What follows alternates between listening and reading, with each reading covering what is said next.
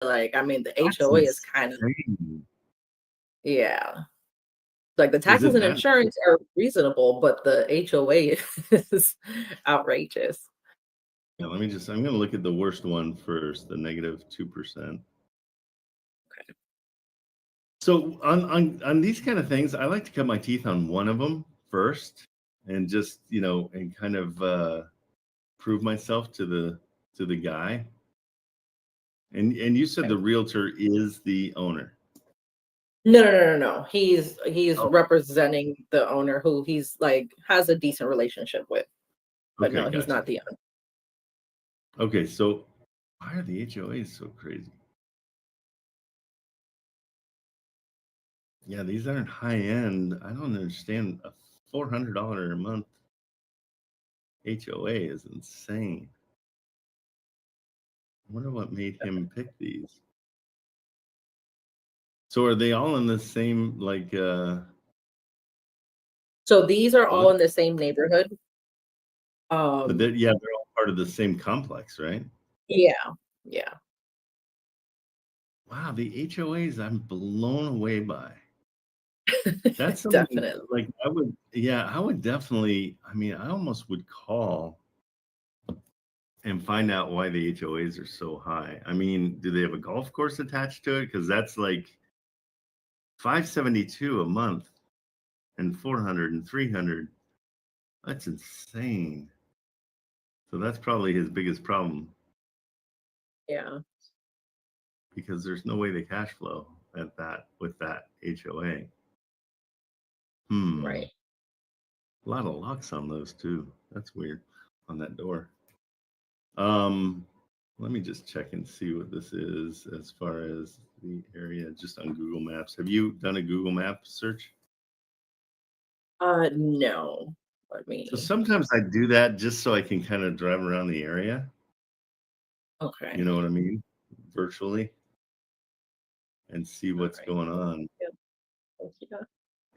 Because I mean, it looks like this is totally just apartments in the whole area. What's across the street? And some kind of industry right across the street. Huh. But I don't see, I'm trying to figure out why the HOA is so much.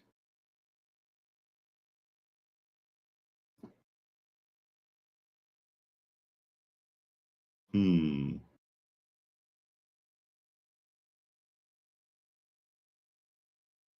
That is not making sense to me. Okay, so he's already done all the work for you, which is nice. So you know which Yeah. ones don't cash flow. Overall, just he gets 7%, which is not investable at all. Nobody's going to want a 7% cash flow. And the motivation of the seller is just he's ready to just get out of it. Yeah, he took a CFO position with like a big developer company that like, builds high rises in Miami and stuff like that. And said that, the cash on cash that he's getting there is, you know, tenfold to, I Right. mean, not tenfold, but it's almost double or more than what he's getting now. So he's looking to Okay. kind of liquidate what he has here to be able to really focus on what he's doing now. Okay. My suggestion on this is get an explanation of why the homeowner, I mean the HOA is so high. Find that out first. I'm just trying to see his monthly payments. His monthly payments aren't brutal, but the mortgage is, I mean, the rents are not great either. So have you checked to see what the potential rents are in the area?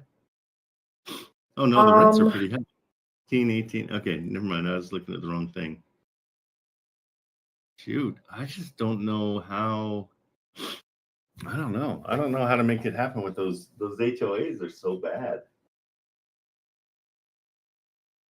I don't know. Yeah, if you can find out. So find out from him why the HOA is so high. I mean, there's got to be some amenities that are in there that are just amazing. but I think that they're unavoidable because he's charging $1,900 for that one apartment that does negative 2%, and Mhm. that's pretty. Yeah, honestly, I don't think these are that great. But I think it's an opportunity for you to learn a lot by just really kind of hammering them and saying, okay, you're giving me all these and nothing's that great as far as what it's bringing in. I mean, their best one's 20, which that one might be attractive.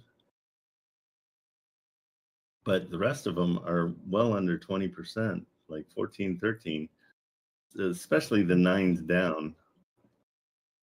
So yeah, I think you go back to them and just say, hey, we're reviewing everything and there's just not much here. 7% overall is terrible for an investment. I mean, I could throw it into the stock market and make more. And so we got to figure out a way, like, first of all, if those HOAs are mandatory, they just seem exorbitant. And they're so high that I Yeah. don't even know how to even deal with those. Would you mind us Because he's calling him together? no problem. Do you want to do it right now? Yeah. Yeah. Okay. Yeah, if you here, I'll put my number into your I have your DMs. number. You got it still? Okay. Yeah. Mm. Crazy. Yeah, let's beat him up a little bit. See what happens. Okay, What's so his I'll call name? you for Matt. Matt? Okay. Yeah. Okay, so I'll call you first and then I'll put him on. Wait, okay. Let me have his number saved.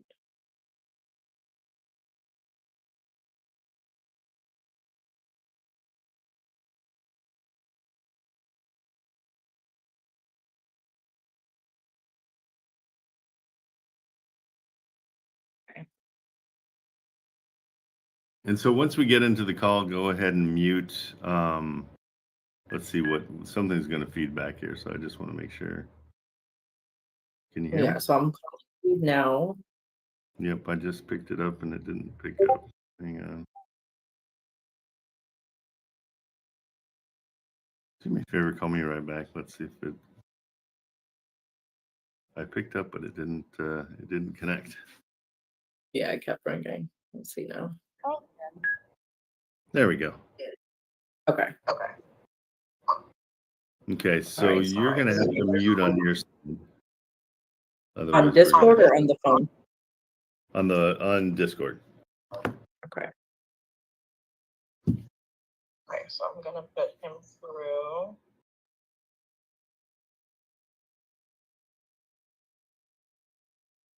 Okay.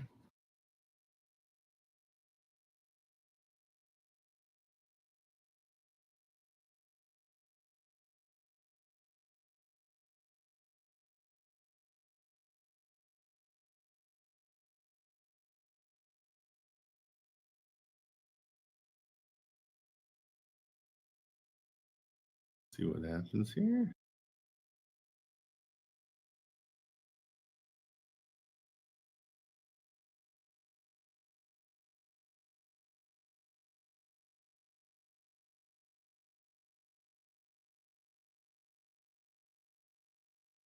Is everybody seeing her camera?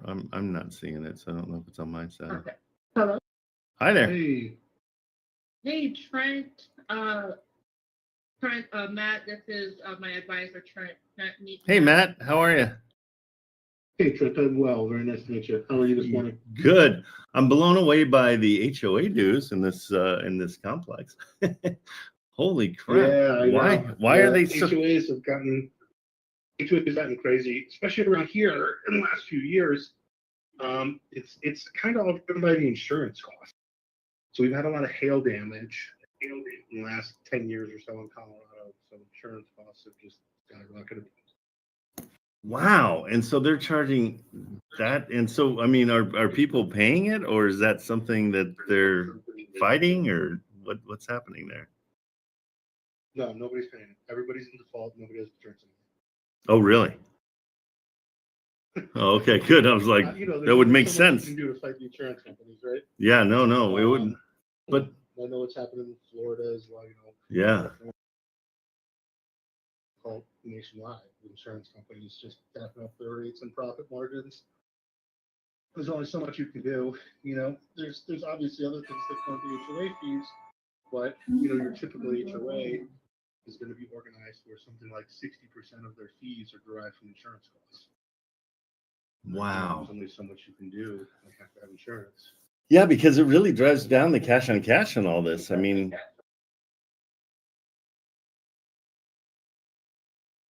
you know what I'm saying? Mm-hmm.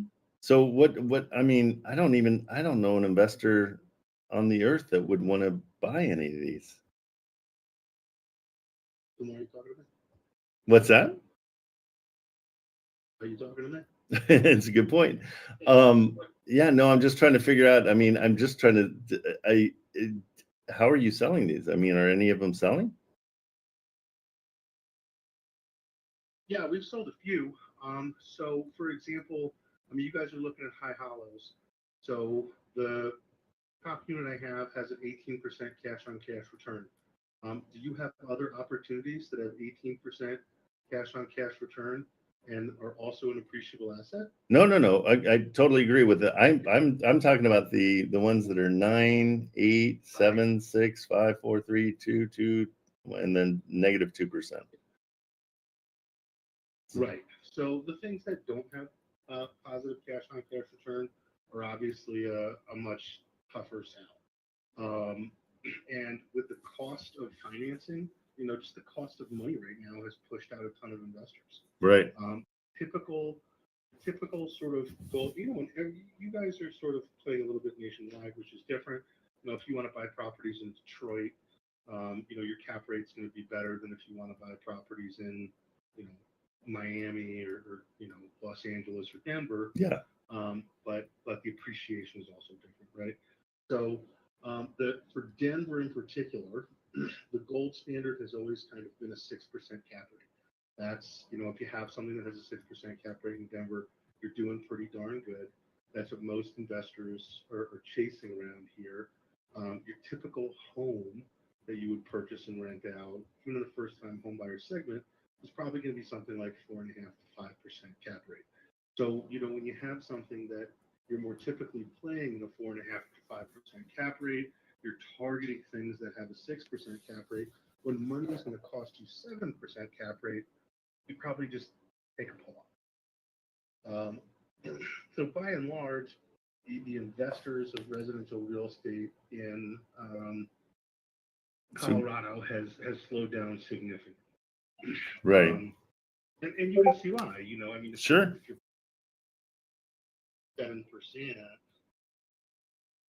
you know, you're basically paying for the privilege to own that house or own that condo. So most of those things are going to be sort of collectively need to be one-off for folks that want to choose to live there. One of the distinct advantages I have with the portfolio that I hold is we've got a bunch where that's not the case. So, you know, we have a bunch that have really positive cash flow. We've been able to pull in some investors and have some conversations. I'll be frank with you. I have been doing real estate about 10 years. In my time in real estate, I've done in excess of 200 transactions. But the vast majority of those were between 2015 and say 2021. 2020, 2021, COVID hit. I had a midlife crisis. Didn't we all? Went out and bought a cannabis business. Oh, geez. Okay. You really had one. Right. So I just, yeah, buddy. You know, most people buy a Porsche. I went and bought a very large business. But that was my focus for the last 4 or 5 years. It just wasn't a right fit. Like I said, it was kind of like I'm, you know, trying to be like a 20-year-old kid again. But, so I moved on from that at the end of this past fall. And so we've only really been marketing and trying to sell these units in this direction for the last, like 4 months. And with where the market is and with the seasonality of it, I wouldn't have expected to have sold a ton of these. Yeah, for sure. I've sold a handful of them. Most of the activity that we've gotten from it, most of what piques most investors' interest is I've got a very large portfolio. Some of them cash flow very, very well. Let's put together a package of ones that cash flow very well. Even if you're looking at things that, let's say, I'm only interested in things that are going to cash flow where my annual return on investment is going to be a minimum 8%. Well, I can still glue together like a $3 million package that's going to fit that bill. So that's how sales have gone. Well, and I'm a little bit of a new investor. I've bought 5 houses this year. But I own 7 total. Cool. But I'm new at this, but the dogs are the ones I kind of like, that I can do, some kind of a seller carryback, bring the payment low enough that I can force it to cash flow. Is that even in the cards on this with these HOAs? So walk me through, what are you thinking? Well, I'm just looking. I mean, your monthly payment on these are these all the ones that are in, what is it, hollow cash? I mean, high hollow. These are all have a mortgage on them. Which ones do? Just because I see the monthly payments, I just didn't know. I would assume that was a mortgage. That's done for example, because most folks would have a mortgage. We don't. Okay. So are you up for seller financing? So we could offer you a monthly payment that makes these all cash flow way better, even with that HOA. Is that even in the cards? What are you thinking as far as what you would want that to look like? Well, I kind of do it simply. I take 25% of the mortgages, and in this case, probably 25% of the mortgage plus the HOA, and do a monthly payment that would cover that, just so I can kind of force these dogs into cash flowing. You know what I mean? And so I'm happy to do 5%, and then I would prefer the longest possible balloon possible. 10 years is what I would like to go for, but if we can go longer, that'd be great.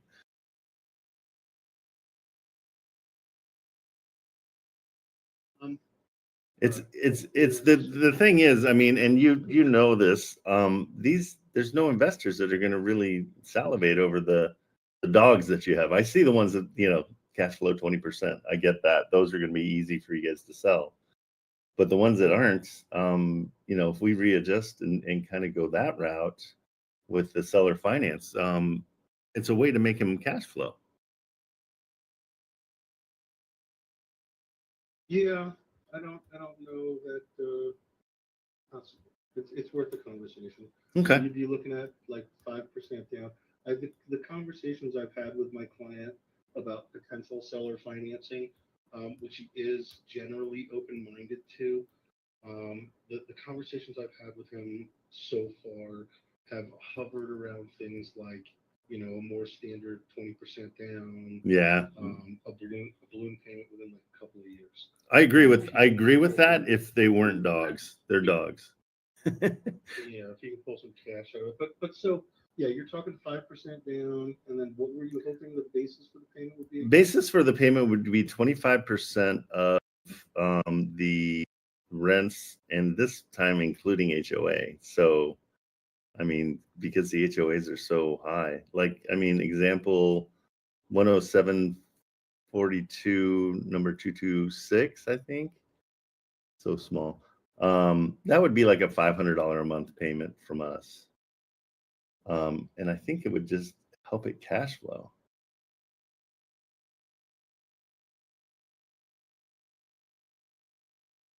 But I got to delve into them. I just wanted to do a first touch here just to see if there's any interest in that, because honestly, I don't know any investor that's going to be like, oh, sweet. I really want to buy these. The problem with this, he already owns that place outright. Yeah, right? no, then So he should hang on to it. His current monthly cash flow is 983, and his portfolio has 77 units in it. So even if you make, let's say, the management of 7 of them go away out of the 77 he currently owns and manages, you haven't moved his needle at all Yeah. as far as his daily workflow, and you've taken his cash flow from that unit and chopped it. Yep, I agree. Oh, I guess no, because 25%, so 1550, 25%, so that's what, $400. The HOA is 422, so you'd be paying him. So you just took away $100 a month from his cash flow, in exchange for 5% down. Yeah, I mean, It's not horrible. Yeah, talk to him. And again, this is. I mean, I got this stuff written down. You know. Okay. Of course, you know how real estate works. Of course. I'm an advisor. I'm a guy who thinks things through. But ultimately, I'm not the shot caller in any of this stuff. Sure. So of course. I'll certainly run up the flagpole. And then, you know, if he's interested in the conversation, I'll give you guys a call back while he and I are together in the next hour or two. Cool. But yeah, 5% down, and then a payment that instead of any sort of principal and interest basis, a payment that's 25% of rent received plus monthly HOA dues. And then let me ask you, what are you proposing for? Oh, no, not plus monthly. That includes that'd be 25%. Like the one I said, it's 1650 and then 422. So we're looking at 1100. So 25% of the 1100. So because that HOA isn't passed on to the renters, right? I see what you're saying. So you want to buy a $150,000 property with $7,000 out of pocket, and then you want to pay like $350 a month? No, probably about 500. That sounds dope, dude. I should hang out with you. Well, that's why we do what we do, you know. Again, for him this doesn't make sense because he owns them all outright, so he should stay the course. I just if you really wanted to get rid of them, if he owned 4 of them and he was looking to outfit it, yeah, exactly. That's who I deal with. For a guy like that, this kind of thing might make sense. Sure. But for, like I said, you know, if it was something where, you know, he could potentially be interested in something where, you know, the whole portfolio goes away. Yeah. Management and all the ins and outs of it. Right. For a handful of units out of the 77 block that he owns, it's a uphill battle. Yeah, of course. No, totally. Yeah. Totally get it. Yeah, no, but I mean, he does have dogs in here that are just not going to sell to anybody, and those are the ones I'm kind of, you know, that's where we can create cash flow out of it. But yeah, I mean, definitely not the best situation for sure. Right. Okay, well, thanks for taking the time. I appreciate it. Yeah, absolutely. You guys have a good day. Good luck. Okay, later. Call ended. Okay. Okay. So the bottom line is just move on. It is a situation where his good ones and his bad ones, he's not going to sell his good ones, because why would you?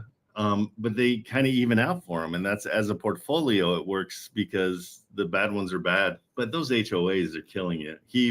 I mean, I don't know if you noticed, I mentioned like with HOA, and he's like, oh, and that would be plus HOA, and I'm like, nope, because that would work. Right. Yeah, those HOAs are insane. I would stay completely out of this.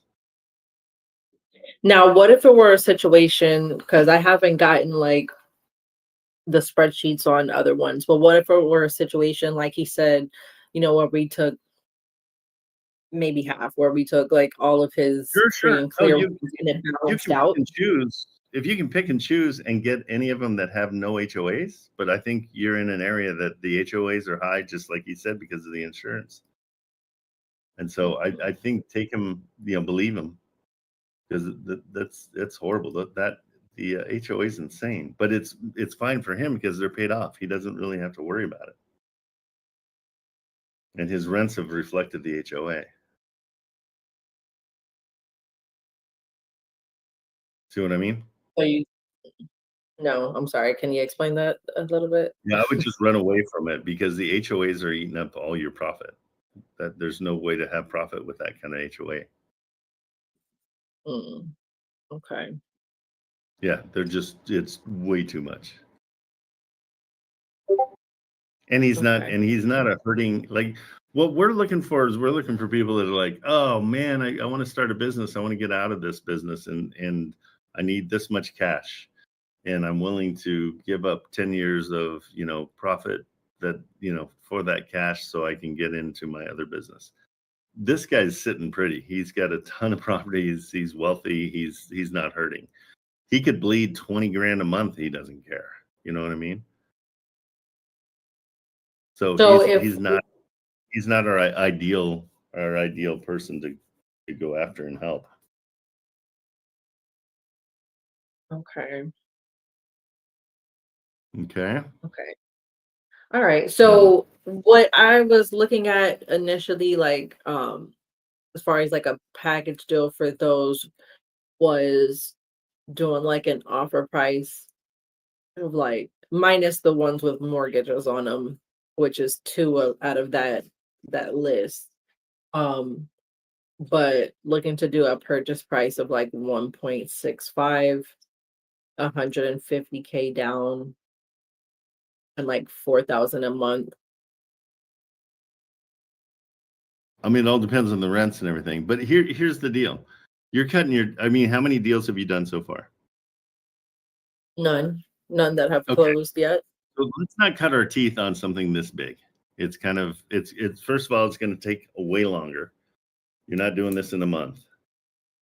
The inspection fees are going to cost you a good 10 grand because you're going to have to do $500 per unit. And if you're doing 20 units, that comes up to 10 grand really fast.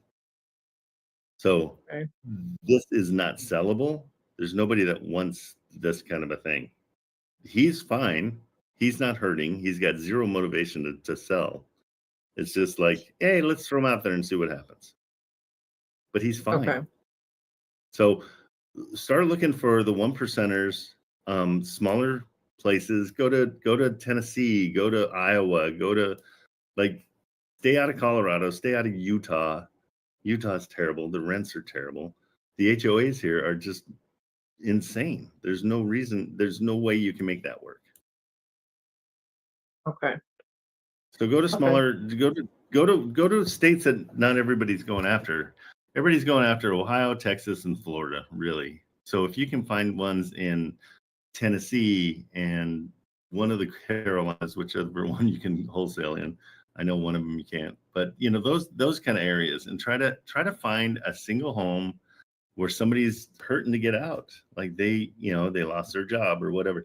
Where it's a great place, I think, and I just thought of this the other night, is Washington, D.C., because how many people have we heard lost their jobs through the government? Like all those government jobs went away. So DC is probably hot right now with people that are, they lost their jobs about a month ago, 2 months ago. They might have some severance, but that's only going to last about 6 months. I'd say in about 6 months, that place is going to be hopping with people trying to get out. Okay. So that's another good one. Because all those government jobs went away. So find, just Google what government jobs were lost. Where's the majority of government jobs lost? And see, because a lot of people lost their jobs. And so you want to kind of follow those trends and find out where those people are. Okay. Again, we're not doing it because we're predators. We're doing it to help out. Because a lot of times if somebody has a $2,000 a month mortgage and they can't afford it, it is weighing on them and they're getting further and further behind. We can come in and say, hey, we'll take over that mortgage and help you out. You don't have to pay that $2,000 next month. They'll be thrilled. So I would cut your teeth on that kind of stuff. This is just. So you're saying don't look at seller financing, go more for sub 2?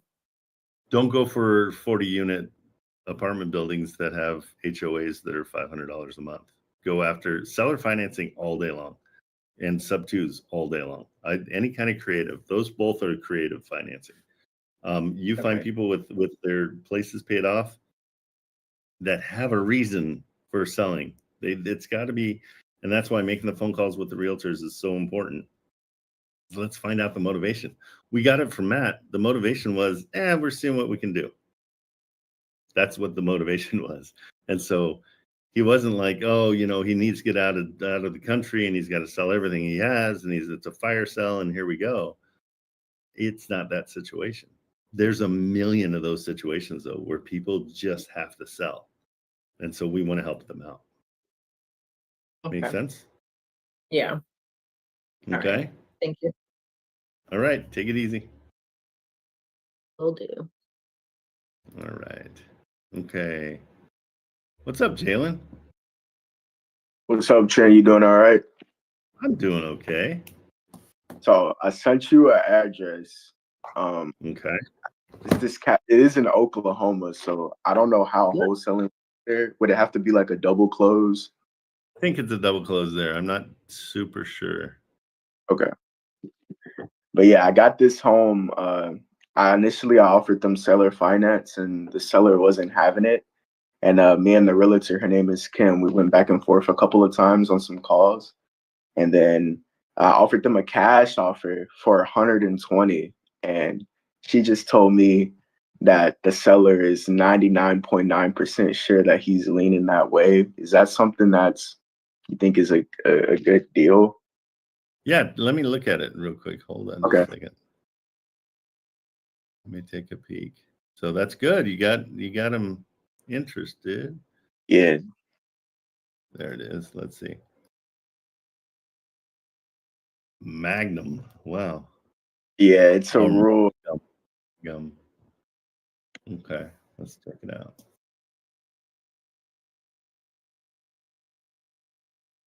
Nope, it didn't work.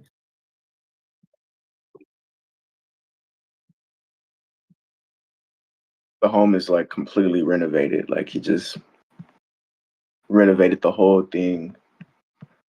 Okay, what's his reason for leaving? What was it? I think he just wants to get out of it. It's been sitting on the market for 159 days, and I think he's just looking to get rid of it. Okay.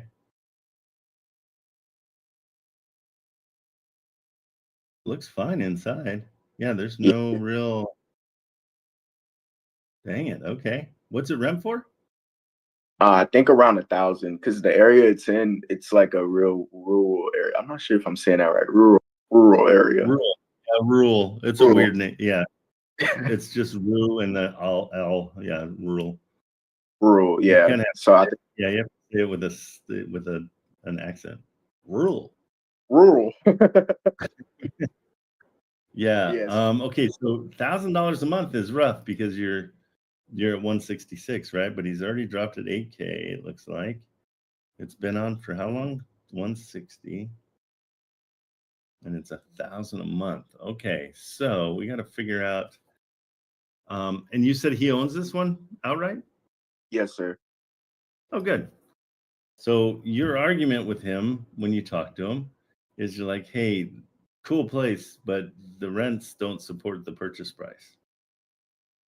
And so the only way we can get you to that purchase price is by doing seller finance. And so you said he was into it though, the seller finance?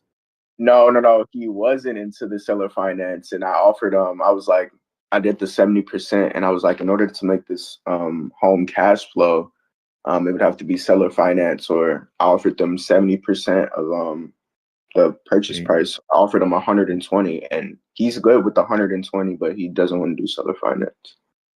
Okay, so it needed to be down to about 100,000. So 120 is not enough because it's the 1% rule. Just keeping it simple. If it's $100,000 place and it rents for $1,000 a month, then you're good to go.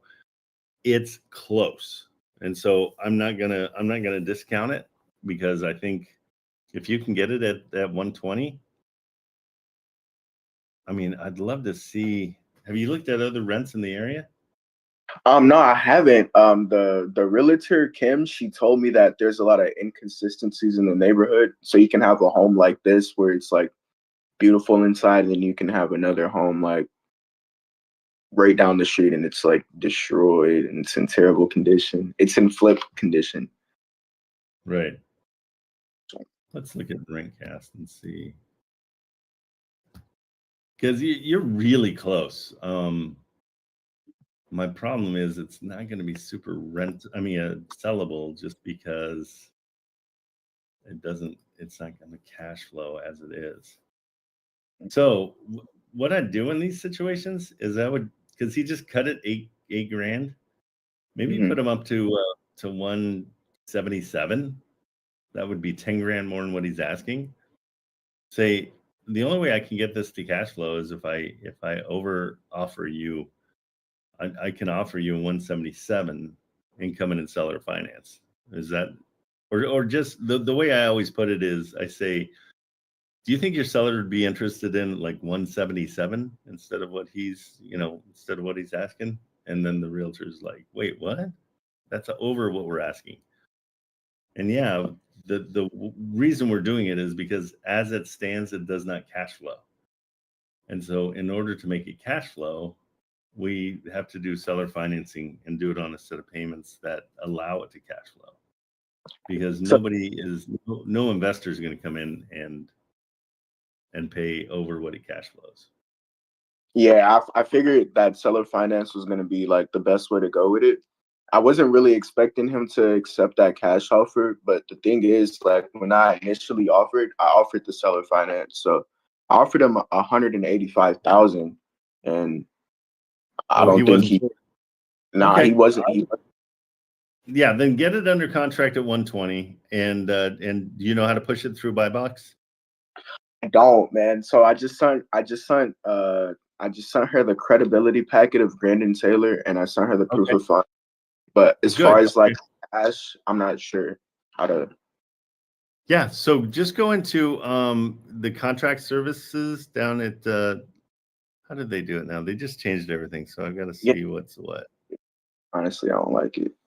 I think it was easier before. I found the contract page though. Yeah, if you go to contract service and send that over to Stephen W. Okay. He'll fill out the contract. He'll do everything. Okay.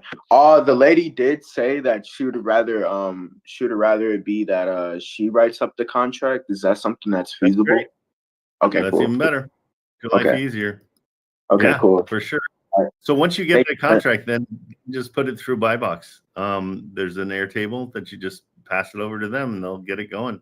Yeah, I mean, you're $40,000 below list, so you did everything right. You got it. You just try to, in your brain, always just say, okay, if it's 1%, the rent's 1% of the purchase price is where I want to get to, because that makes it simpler. But yeah, send it through. Okay. Thank you, Trent. I appreciate you. You bet, buddy. Take it easy. Likewise. Bye-bye. Later. Oh, Trent, I don't have a long time. I just had a question. Yeah, when what's up, JJ? When it comes to a call it. Sorry, I'm lost right now. No worries. What is it? The trust. People like I run into a situation where they're like, they're more interested or they're more okay with going with the seller financing route or subject to, but then when it comes to talking about the trust, they kind of get confused. So I've been trying to like look online, kind of just like how does it happen without notifying the bank or the due on sell? Is it something to do with a quick claim? No. So trust, like number one, everybody should have every bit of their property in a trust, no matter what. It's just because if I've got everything I own is in a trust. And the reason is because the second I get hit by a truck, instead of it going to probate, it goes right to my heirs or to my beneficiaries. I mean, whoever's still alive, whoever didn't get hit by the truck. Correct. And so that's why we do a trust. A trust is its own entity. And so the home is now owned by this trust. and then the trust is owned by the buyer. I mean, the seller, no, the buyer. Sorry, the buyer owns the trust 90%, and the seller owns 10% of the trust, but no responsibilities at all for the house at all, for payments, for insurance, for anything. They are just responsible for bringing the mortgage to the trust. That's it. Basically, they're just, yeah, it's the whole contract of the statement. That's all they got to provide or bring to the trust. Yeah, they're just bringing the mortgage. That's all they have to do. And so they're out of it at that point. We own the house. The trust owns the house. We're selling that trust, in our world, we're selling that to somebody else. And so this only happens again for seller finance and subject to, because Only for cash. seller finance. Yeah. But the other one, I mean, yeah, if you're doing the other one, it's not in the trust. But I put everything in the trust. So you're regarding sub 2, you don't put it in the trust. Yeah, I put everything in the trust. Oh, okay. Okay. No, that was kind of it. I mean, so it doesn't. So that's the reason why, or how is it that it doesn't trigger the due on sale? Because we're making the payments, and so at any time, like I own this building, and so if I put this building into a trust, it's not going to say, "Oh, that trust owes us all our money," because they know that I'm still part of it and I'm making the payments, and so it doesn't force. It's not changing hands. Really, Okay. it's just going into a trust. Okay. Yeah, that's just the main kind of issue that I kind of run into. But numbers always end up looking good, but it's always that understanding of how it's not gonna call that due on sale that kind of gets people eerie. Yeah, and again, like if you think about it realistically, banks have millions of loans going on all the time. They're not going to say anything when the payment's being made. You know what I mean? The only Yes, time sir. you get any kind of that anybody looks at anything is when the payments are defaulting and not being paid. Then they reach out, and it's usually automatically. It's not somebody calling you. It's an automated response saying, Service. "Hey, you got to pay your mortgage." And All so right. if the mortgage is paid, the bank doesn't care. They're happy to get their payment every month because they're getting their interest. I'll go ahead. Yeah, I'll kind of pass that information on, as well as letting them know that all property should also be in trust, just in case of that example. Absolutely. If someone gets hit, it still gets paid. So yeah, I think with those, I'll just kind of use that, because I didn't really know what to go off of more than just Yeah, we've trust done it is before. really it's just its own entity, and it's kind of changed the name of who owns the house. That's all. And so Okay. it's Yep, that's all I had. Thank you very much. okay. You bet. Hopefully See I you, get buddy. some soon. All right, Joseph, what's up? Hey Trent, remember we had a call with a single family Louisiana property where the rents were like 2%? Yep. Agent came back to me today and said, let me get the exact email.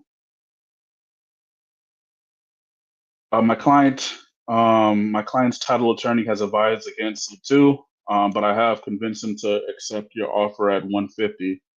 And I'm trying to see, is cash at 150 make sense? Remind me of the rents. Rents are 2,000 plus. Like I asked him 2,800. He's like, that's on the high side, but 2,000 you could get. Rent and cash is showing 2,300. Zillow rental is And, showing 2,800. and your cash price is what? 150. I offered him 140, but he's coming back and saying I'll accept your 150. Absolutely. Like I That said, cash flows really well. That's great. Get that under contract. At cash, 150 at cash is listed for 175. Try to sell it for 160. Yeah, or 155. Okay. All right. Cool. Yeah, and just push that all through buy box, and again, I don't know. They switched everything, so I don't know where anything is to tell you. But I think there used to be a cash thing, but I don't see it. Maybe somebody else sees it. But they sure did screw it up. Okay. Cool. All right. Yeah. Today. Okay, bro. Take it easy. All right. Talk to you tomorrow. Okay. See you. Hey, What's up, Trent. Jake? How are you? Doing What's good. going on? My name is Jacoby. A lot of people say Jacoby or something. Oh, I'm sorry. I didn't even make it to the Y because of all the other You're stuff. good. You're good. I sent you a property in Killeen, Texas, in the DM. I got it for cash. I got it for cash. It's listed at 160. The Zestimate says 180, like 184.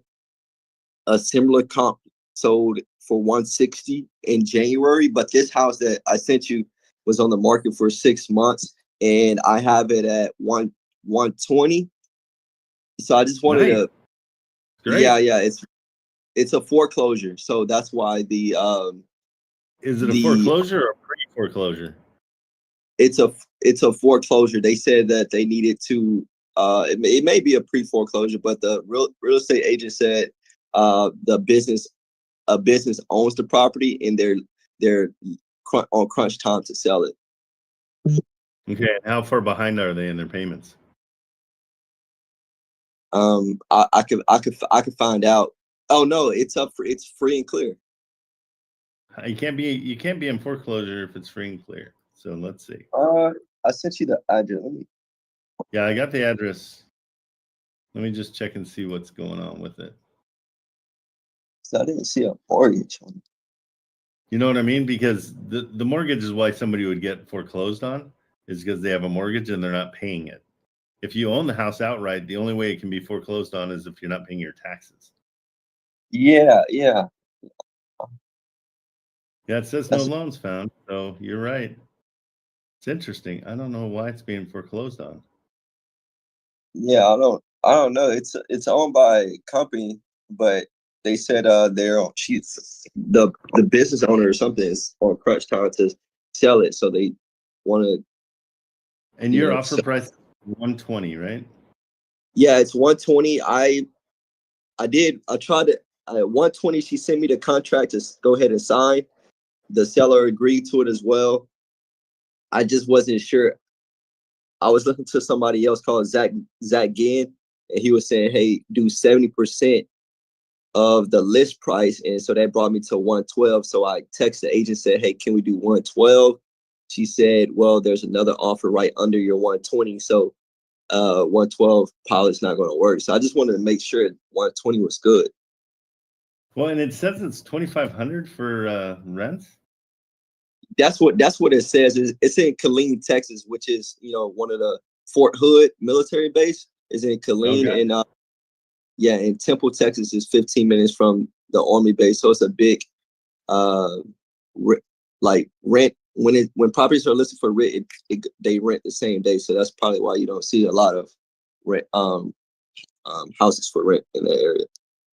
Yeah, if it rents for that much, you should be totally good. I'm just trying to see. Yeah, I mean, I think that area,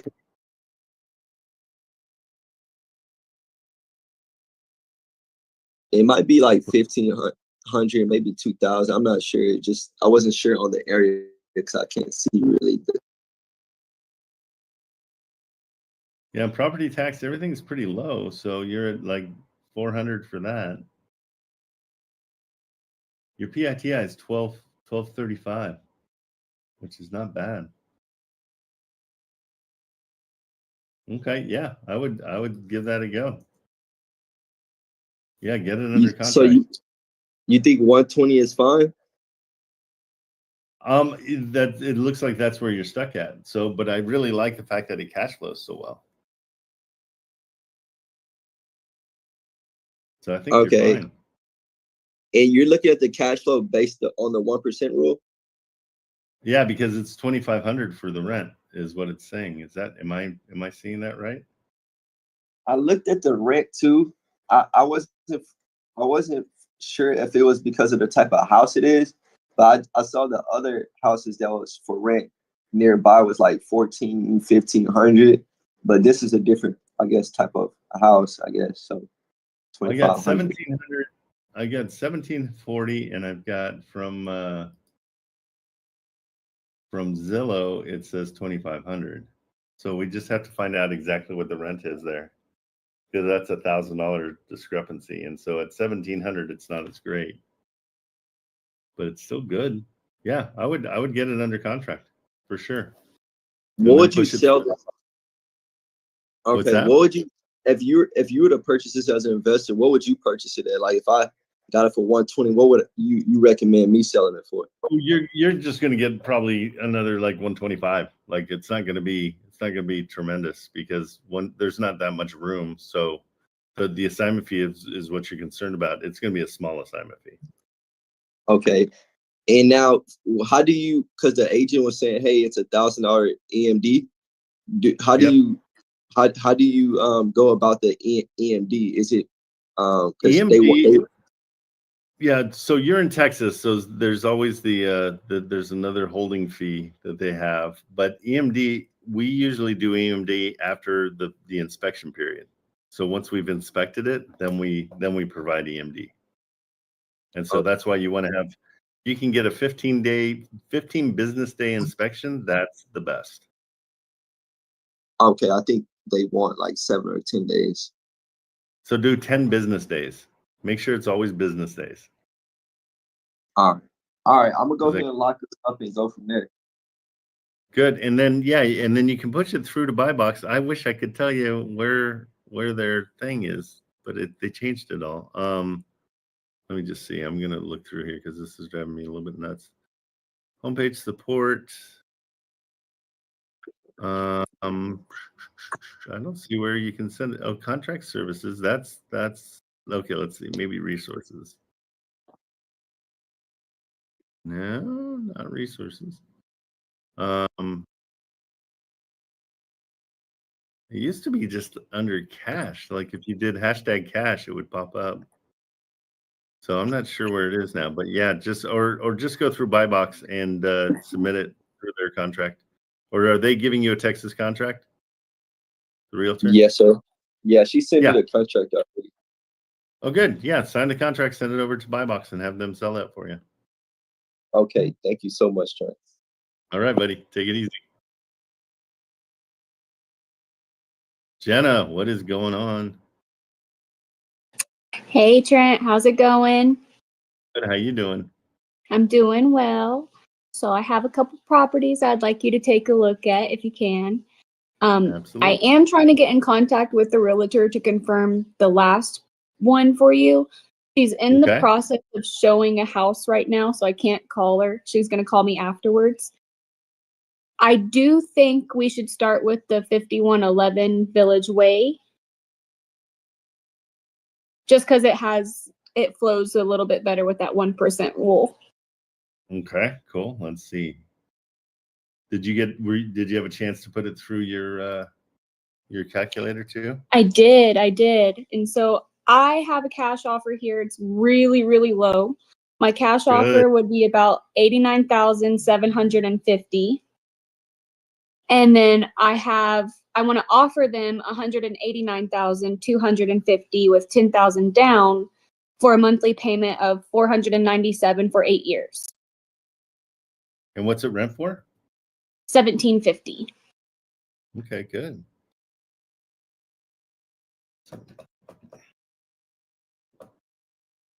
And it cash flows at 30.49%. There we go. I like that. Hold on, I'm having a hard time getting it over here. Okay, let's check it out.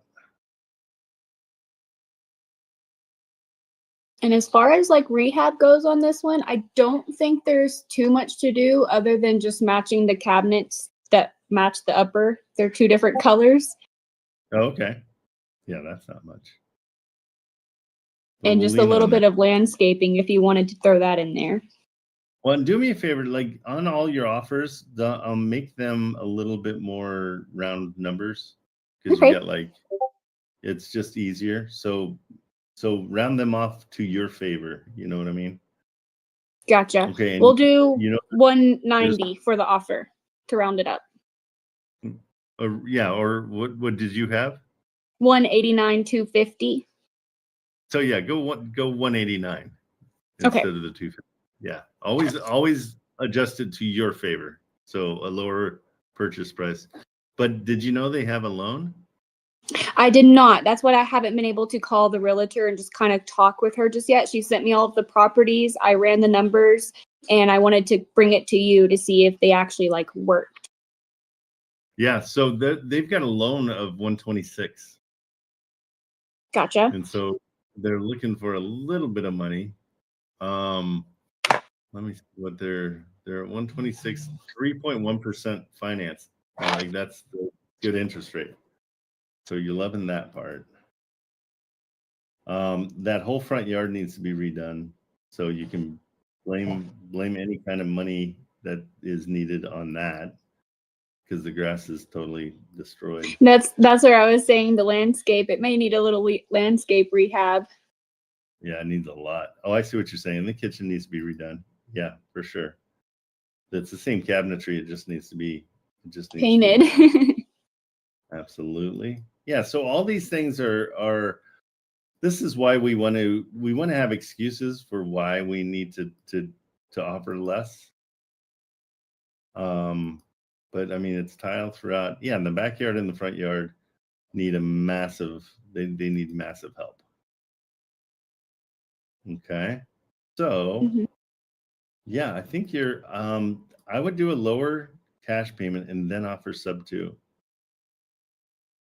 Because they're, yeah, what are they asking? They're asking 179. So they got about $50,000 in equity.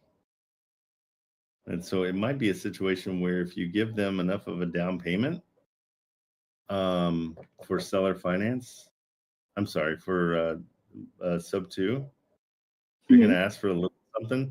I started nothing. I'm like, hey, I can come in and just take over your $581 loan and see what they say. They might be like, no, that's not cool. I have $50,000 in equity. And you're like, well, I can give you 5%. Let's see what's 5%. 179 is. You can offer them $9,000, $10,000. That's not a problem. And that's kind of what I had as like my down payment too, like 9 or 10K. That's perfect. That's 5%, and that's where we want to be. And then that would be with a payment of $497.92. So I would take over that $581 instead of the $497. Were you going to tell them $497, or what are you going to tell them? $450, right? Or I mean, you can even go $500 there. That's fine. I want more. Yeah, like round up make all your figures like round numbers, just so you don't have to. It's Gotcha. just more kind of a pain. So yeah, but yeah, that should be fine.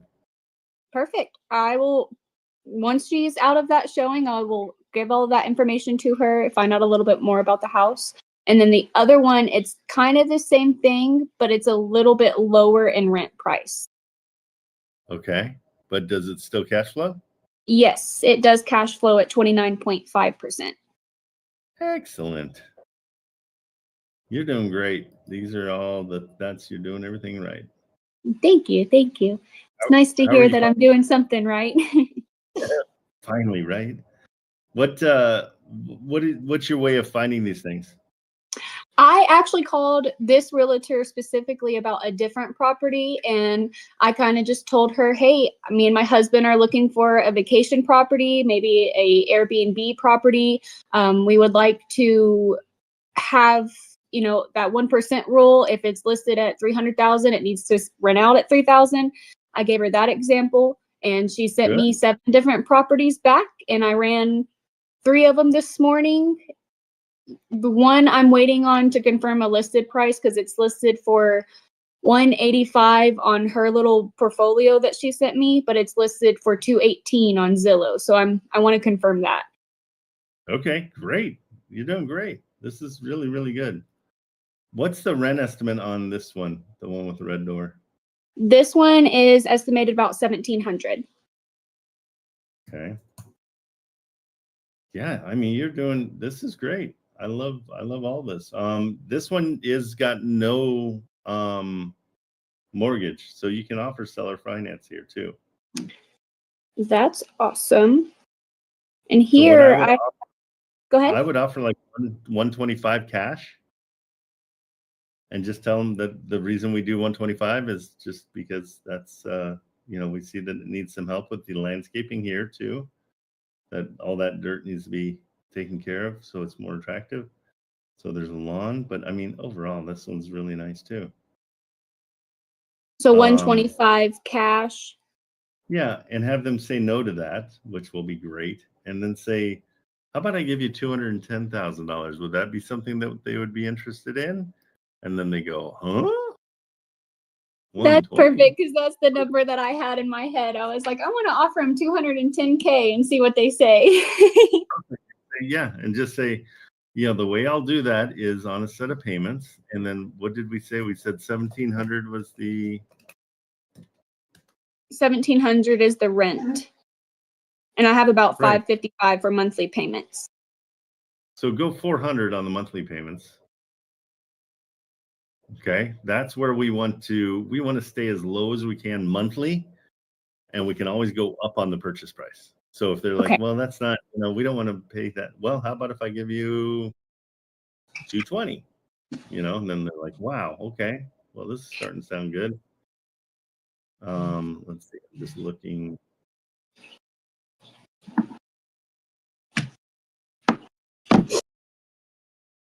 Yeah, so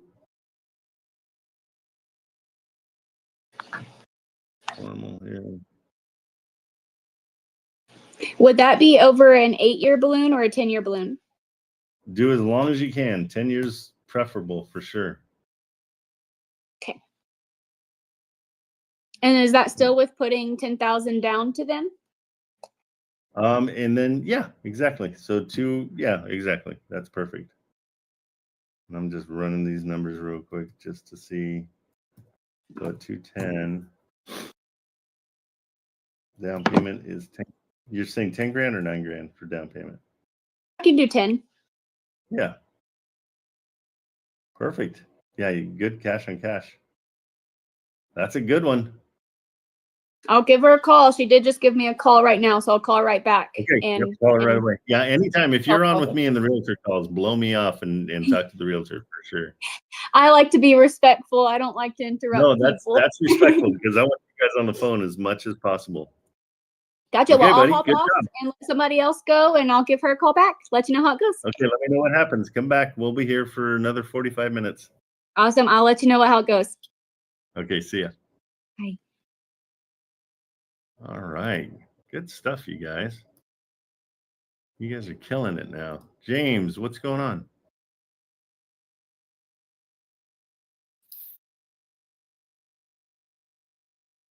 James. You're not on mute, but I don't hear you. Dan should be on mute, but he isn't. Slimy is not on mute. Hey, Trent, I got a question if no one else is ready to go. Yeah, go ahead. James is trying to figure out his audio, so go for it. What's up? I'm driving right now, so I'm gonna have to jump off. But I got a 9-unit apartment complex made up of 2 1s and 1 2s.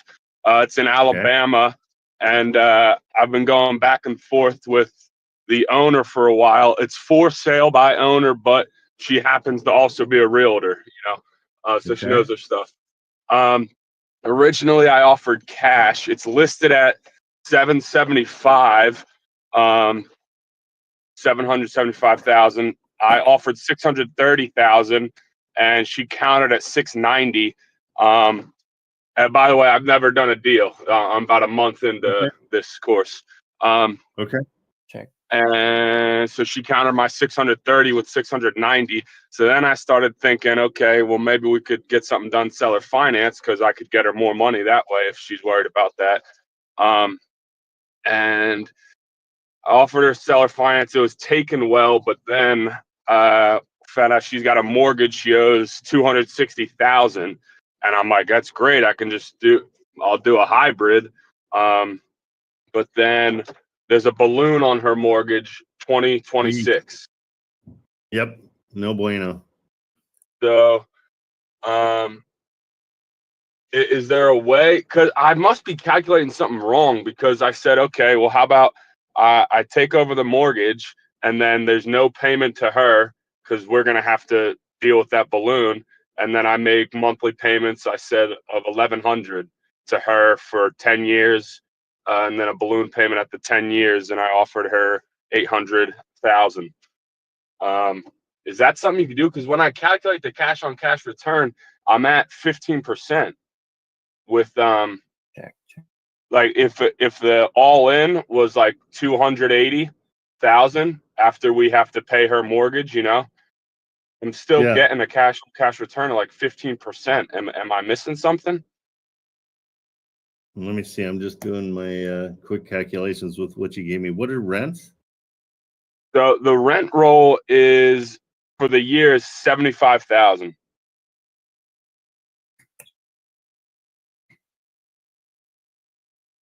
So they're getting 625, 6250 a month. 6,300. 6,300 a month. Okay. So you got 430 left on the seller finance side of it. If you come in at the 690 minus the mortgage, minus the 260, right? Mm-hmm. So why did you put it up to 800? I thought that so when I did the buy box for creative without the mortgage, they were offering 840,000. No, that's on seller. Yeah, seller finance without not a hybrid. So here's the deal. Like the fact that she has to balloon out next year. Yeah. My suggestion is put this on the back burner for a year. Let her deal with the balloon. Okay. You have to go to work? Yes, I do. Job, but if you're still on, I'd love to chat for another 2 minutes about it when I get done. Yeah, for sure. It'll just be 10 I'll leave minutes. you up. I'll leave you up. Thank Go you. do your thing. Okay. Thank you. James.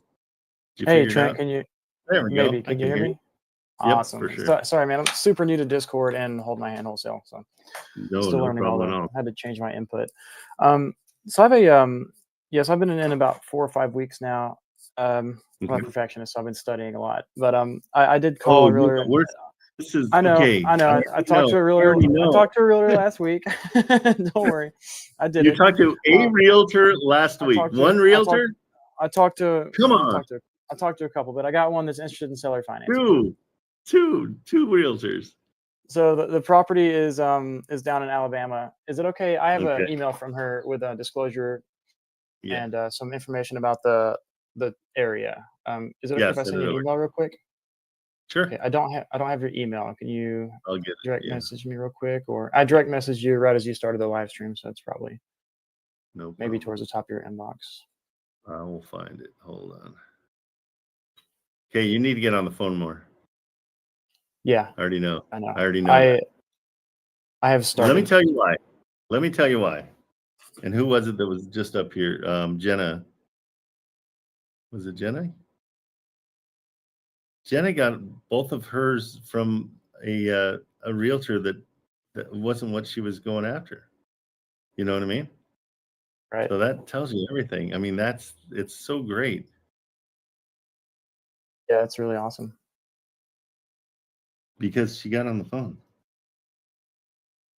Right? Right. Yeah, I've identified several properties I'm probably going to call today. Okay, I want you to call like at least 20, like make 20 phone calls at least. Get a hold of at least 10 people. Okay. Because I want you to exercise that muscle. I mean, Dan down here, he came on the first time and he had no idea what he was doing. He's killing it now. He's on the phone all the time. He's gotten dates out of it and he's married, so that's not good. Love it. That's funny. Okay, so I sent you my email. Yeah, I already sent you sent it to you. I had it pre-composed. You should have everything. So my main question. Go ahead. Because you're a perfectionist, right? I am. Yeah, I strive for perfection. You know what my main mantra is perfection gets in the way of progress. I completely agree. I sell life insurance too, so I've procrastinated in that as well before.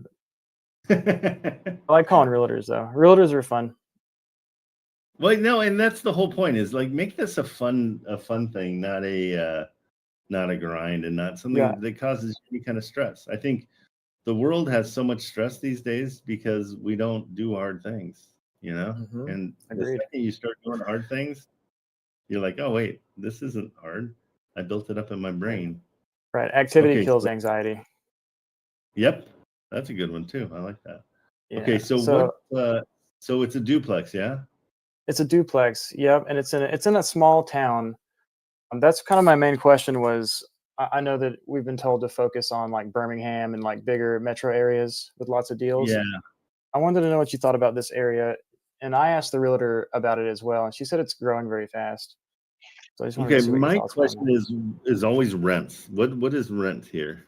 They're rented for $1,300 each right now, both sides. So $2,600 total gross. And So she you're a said little bit you're a little bit under the 1% rule there. Okay. Mhm. So what is it about this that made you call?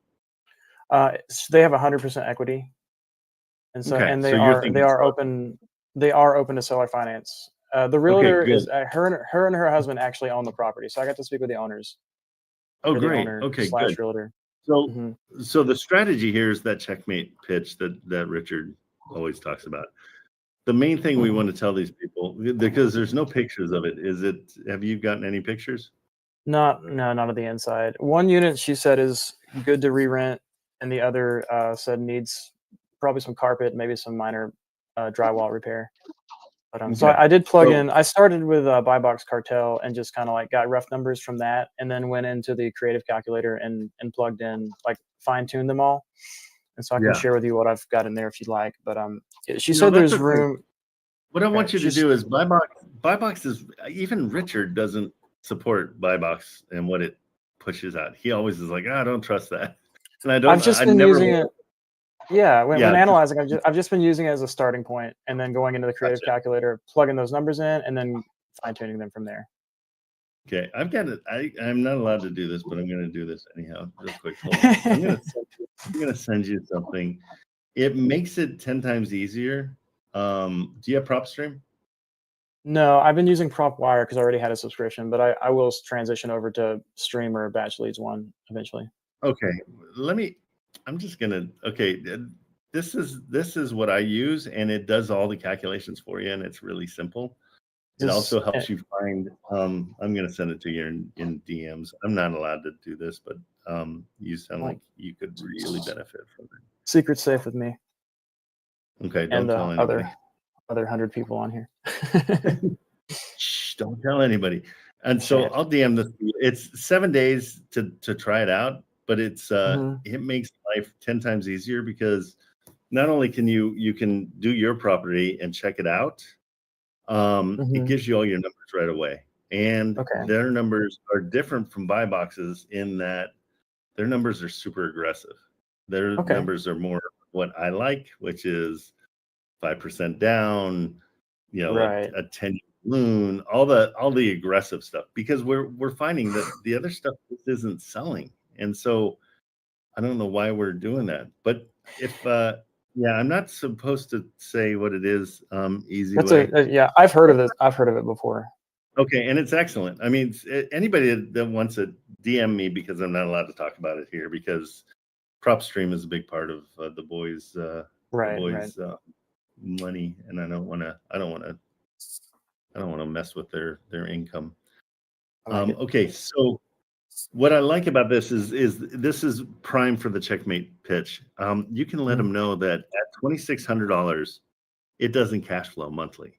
So it does for them because it's paid off. So they're happy. They're getting their money. But the hey, Marilyn, can you tell Jobel that Comanche I'm buying, that we're not posting it? Sorry. So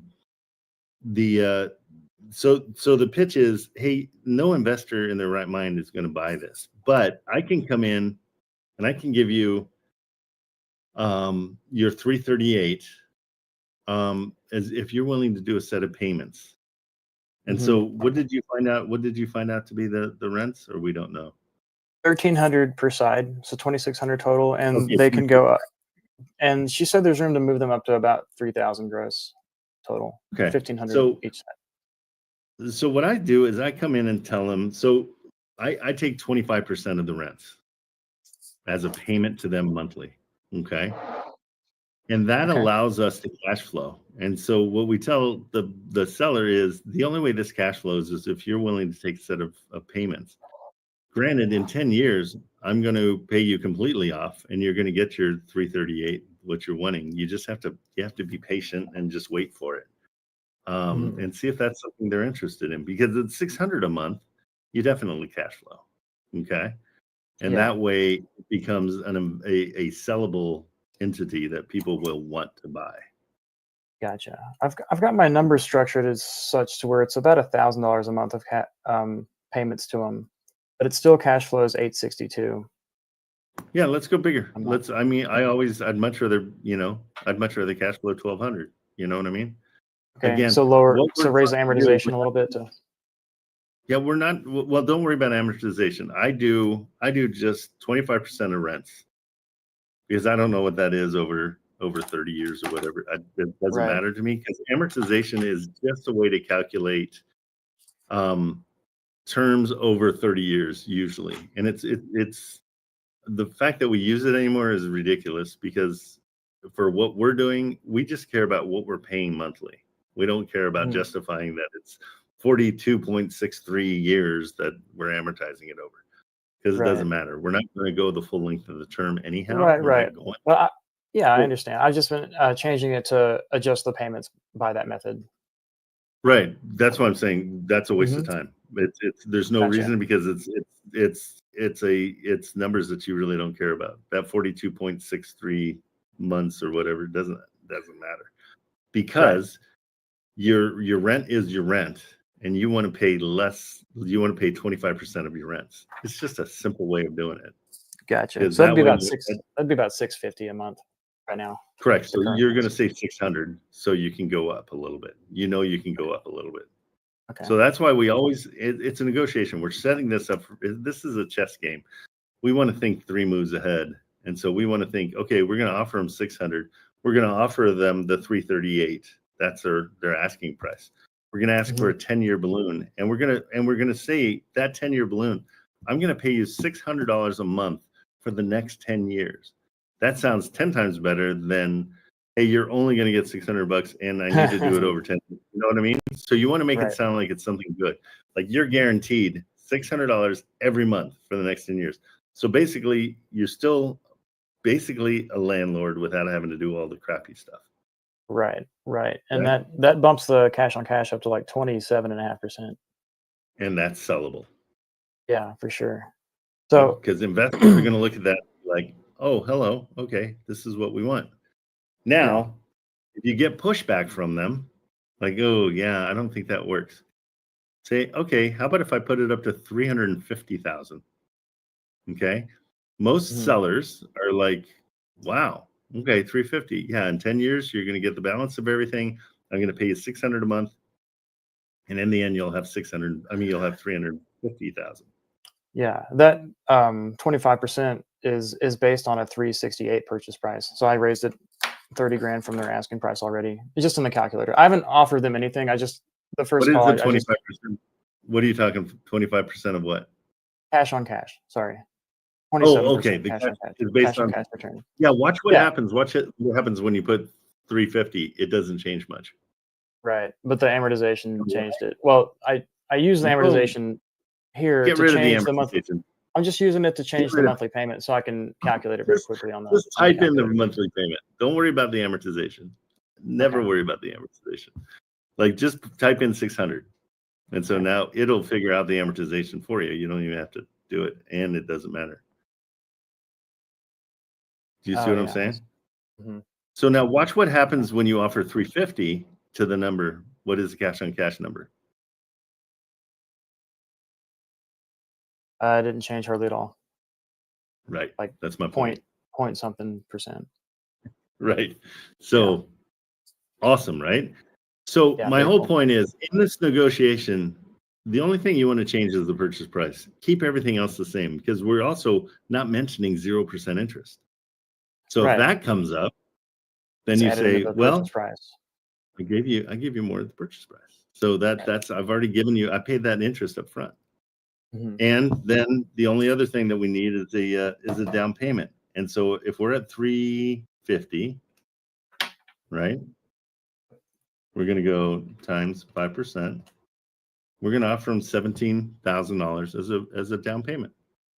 So not only are you getting the $600 a month, I'm going to give you $17,000 right away. So you've got that head start. Yeah. You can also increase the down payment a little bit. It's fine. I've got it at 5%. Most people do it at 10%. Okay. So I had it at 8%. Okay, good. And so the places you can go higher are on the down payment and a little bit. You don't want to go above 10% because you want to still make it easy for an investor to get into it, and the purchase price. And let the purchase price and the down payment follow each other. Okay. But you saw once you put in a higher purchase price, it didn't affect anything. Right. That's kind of the beauty of it all. That's the secret, huh? That's very, yeah, no, and that's really the deal. So, and the reason I beat you up on amortization is it's a calculation that just doesn't need to be made, because all I care about is $600 a month. Yeah, I understand that. I was just Yeah. using it in the calculator to change the monthly payment. Kind of like Richard's doing in his videos. He does it every time, and I don't know why. Doesn't make any sense to me. Okay, so I'll just start clicking on that one I'm not supposed to alter, and I'll do it your way. Just click it and put in what you want the payment to be. It saves you, because I watch him and I go bananas. He's like, okay, oh wait, it's 72 minutes. months. Oh, it's 62 months. Oh, it's that's what I was doing. That was in the trader video, man. I don't just follow the rules. That's the problem. So there's a million ways to do this. That's what makes sense to him, and so he does it the way he wants. But mine is rents. 25% of rents that's what we're paying per month, because then we know that 3/4 of the rents are going to us, and we're going to be getting, how can we not cash flow with that? Exactly. Okay. Perfect, man. Yes, thank you very much. So my main question was the location. Do you think with a deal structured like that? I think it's fine, especially since the rents are so good. Like, you've got good rents, and so I really have no problem at all with small towns. I own a house in a there's 1,000 people in the town, and we do Airbnb on it because there's a lake that's about 10 minutes away that's really popular. Very and so nice. if you have, and it's an awesome house. It's 9 acres. It's got a bass pond. And it rents out great per night. It's insane.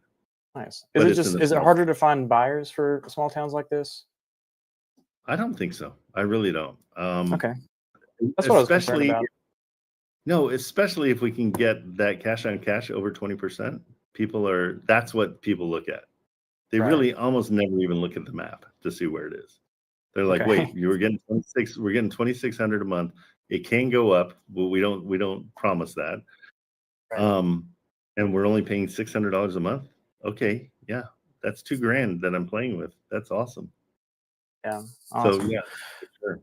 So I'm gonna send the realtor an informal offer email. That's what I told her I was gonna do next. Just perfect, because I don't think seller finance was on her radar to begin with, and I did kind of do your best to explain it to her in person too, because a lot of times they don't really understand it. And if you really bang home the fact that it's not going to cash flow, and so I did that. I ran the numbers at a loan at 80%, and I talked to her about all that already. That's why she was intrigued by seller finance to begin with. Well, then throw the 350 at her first. I think so, because my numbers were at 368 and it was at 18-something%. So if I can get it over 20, 350 does that, and then a slightly smaller down payment or a monthly payment. Yeah, I'll start there at the 600 like you suggested, and then is there room to go up on the monthly payments? 7, 8, 900? Absolutely. Okay. Here's the deal with monthly payments. So just thinking about it all together, that monthly payment is going right back to you, because it's what you're using to pay for the place that you're going to own. You know what I mean? So you're good. You just don't want to go up to 2,000 a month or anything like that. Right. You can inch it up to 700. That's no problem. Okay. And when I was doing my calculations, I did budget in like $5,000 for repairs. I don't know what it's going to take. I'm sure we'd have to do an inspection first. And I think I plugged in. Yeah, and my numbers also had a $15,000 assignment fee. What do you recommend for an assignment fee on?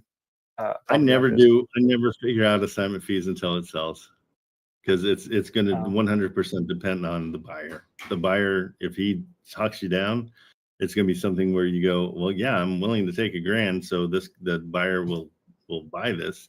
Then that's what your assignment fee is. But yeah, I don't. A $15,000 assignment fee to me is on a $1 million place. I won't pay. Yeah, I didn't know. I just plugged in I just guessed. I was looking at smaller properties. I mean, yeah. My biggest thing is I don't like to even begin to tell people what an assignment fee is, because I think it's always a letdown. The one thing I want to set up is, if I like a property well enough, I like to just offer somebody an assignment fee before we sell it, and say, hey, I'll take all the risk. I can give you whatever right now. And I think a lot of people are receptive to that, because then I'm taking the risk. If it doesn't sell, you at least guaranteed yourself it'll be substantially smaller than what the assignment fee will be, but you get money up front and you're guaranteed it. And otherwise I'm the one taking the risk. Okay, that all makes sense. Another quick question. Someone asked a great question about trust a little bit ago on here today. And is that typically only for mortgage takeover, or would you consider a trust? Yeah, mortgage takeover is when we do the trust. Yeah. Okay, so I don't need to bring that up for this one. Yeah, correct. And then perfect. Okay.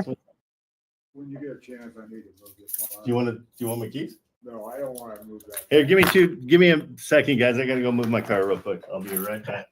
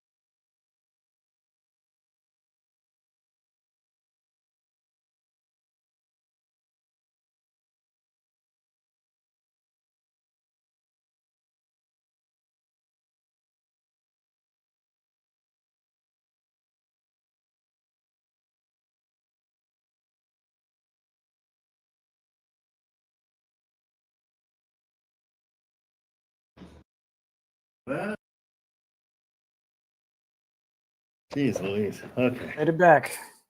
Penance. Nice.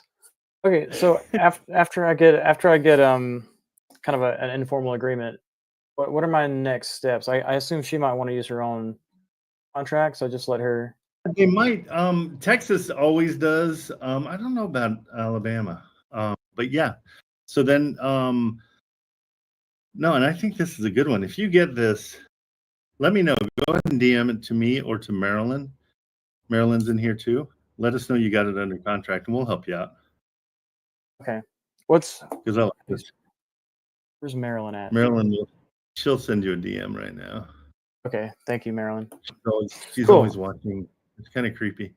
Yeah, so There I she just want to is. get like a verbal or an email offer accepted, and then I'll go from there. Because I definitely want to. I don't have a lot of experience filling out these contracts, Yeah, so no, I'd like everybody, to have some assistance on the first couple, and then absolutely. that's perfect. And then my very last question, just a real quick one, is the Get Certified courses. I've taken 4 or 5 of them, but now when I click Yeah. on the next course, it says you've taken all the available courses. So I'm just wondering if there's like some training somewhere that I missed on the multifamilies or something like Not that. that I know of. Again, they just totally revamped everything.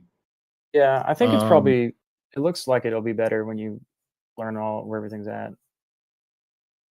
But I haven't yet either. But yeah, I don't get it. Yeah, no, if you've done all the courses, you should be. I don't think there's another one available. yeah, I've done fix and flip, Section 8, seller finance, sub 2. Can't remember if I did the hybrid one or not, but so I'm like somewhere around there. And then Yeah, I so thought there maybe were the going to hybrid is missing. I thought Oh, there were there's going to no be more courses. Okay, that's Yeah. it.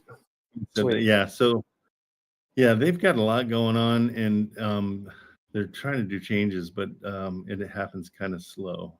Okay, so I am certified then to offer seller finance deals on like commercial multifamily and stuff like that.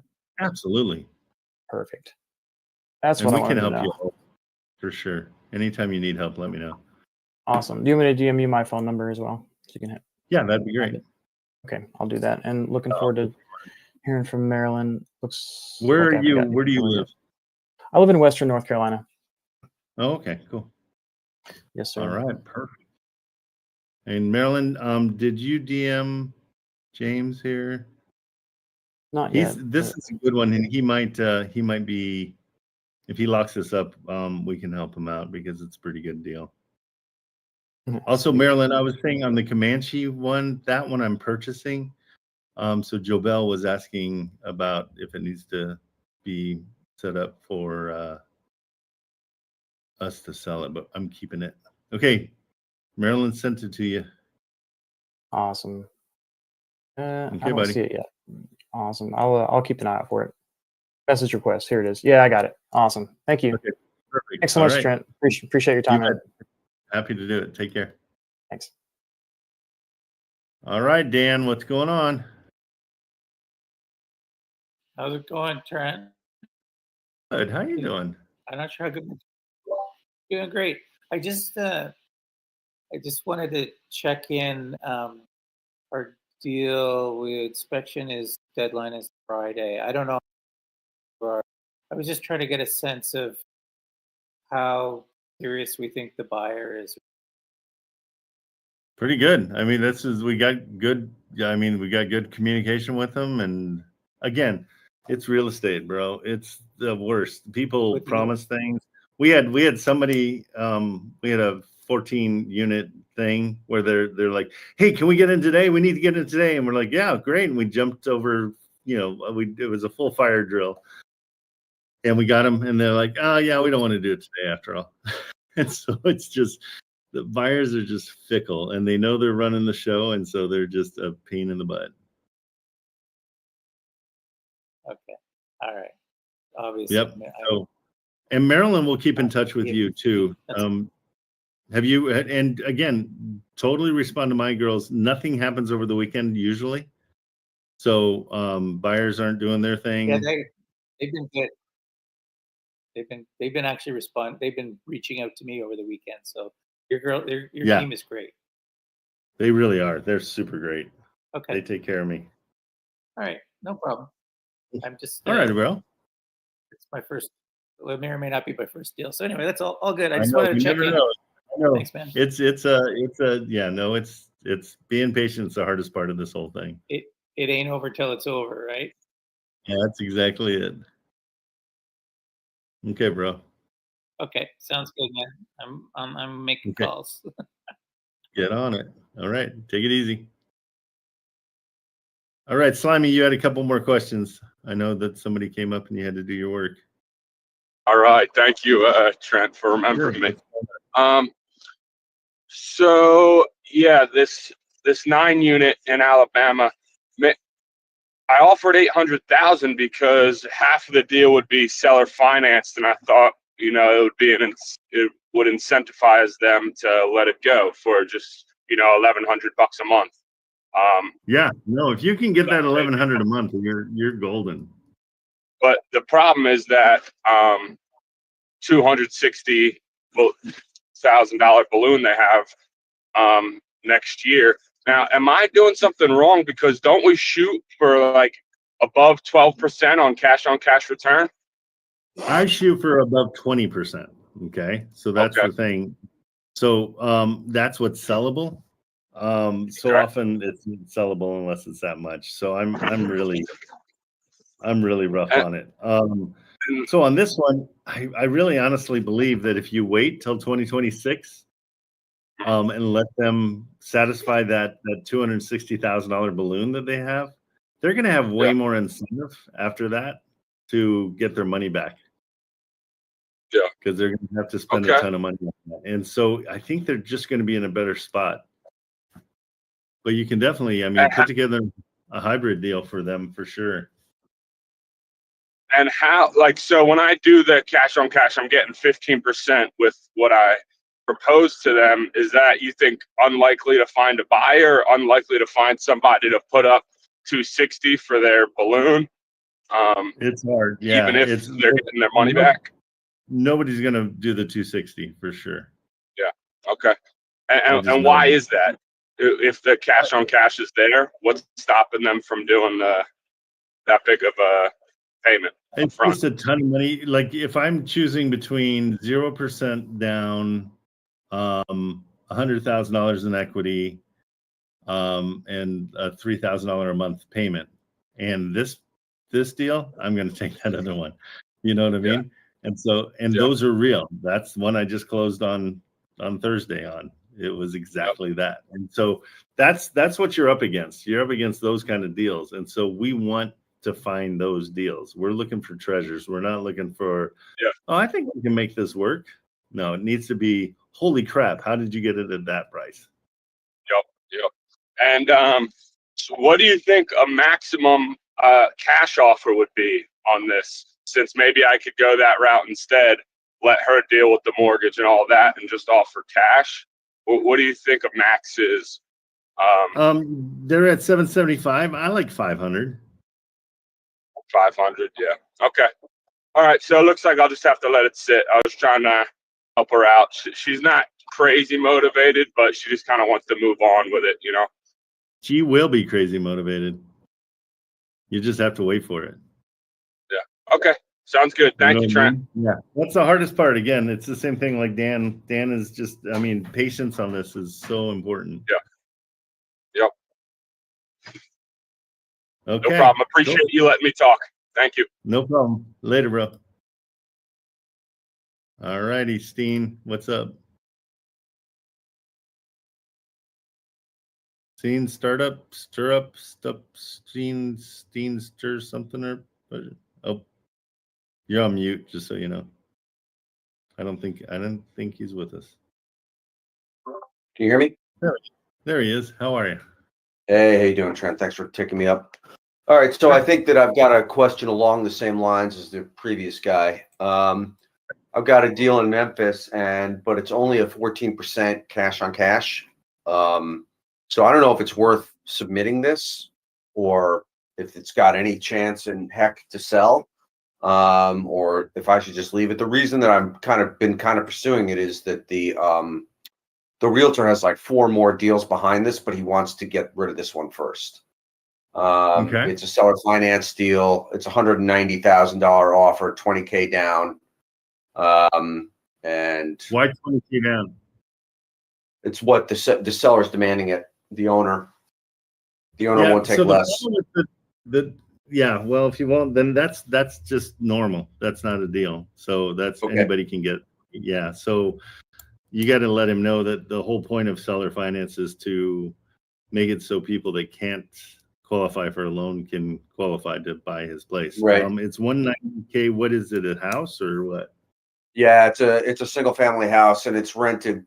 It's rented solidly below market now as well. So that's what it currently is.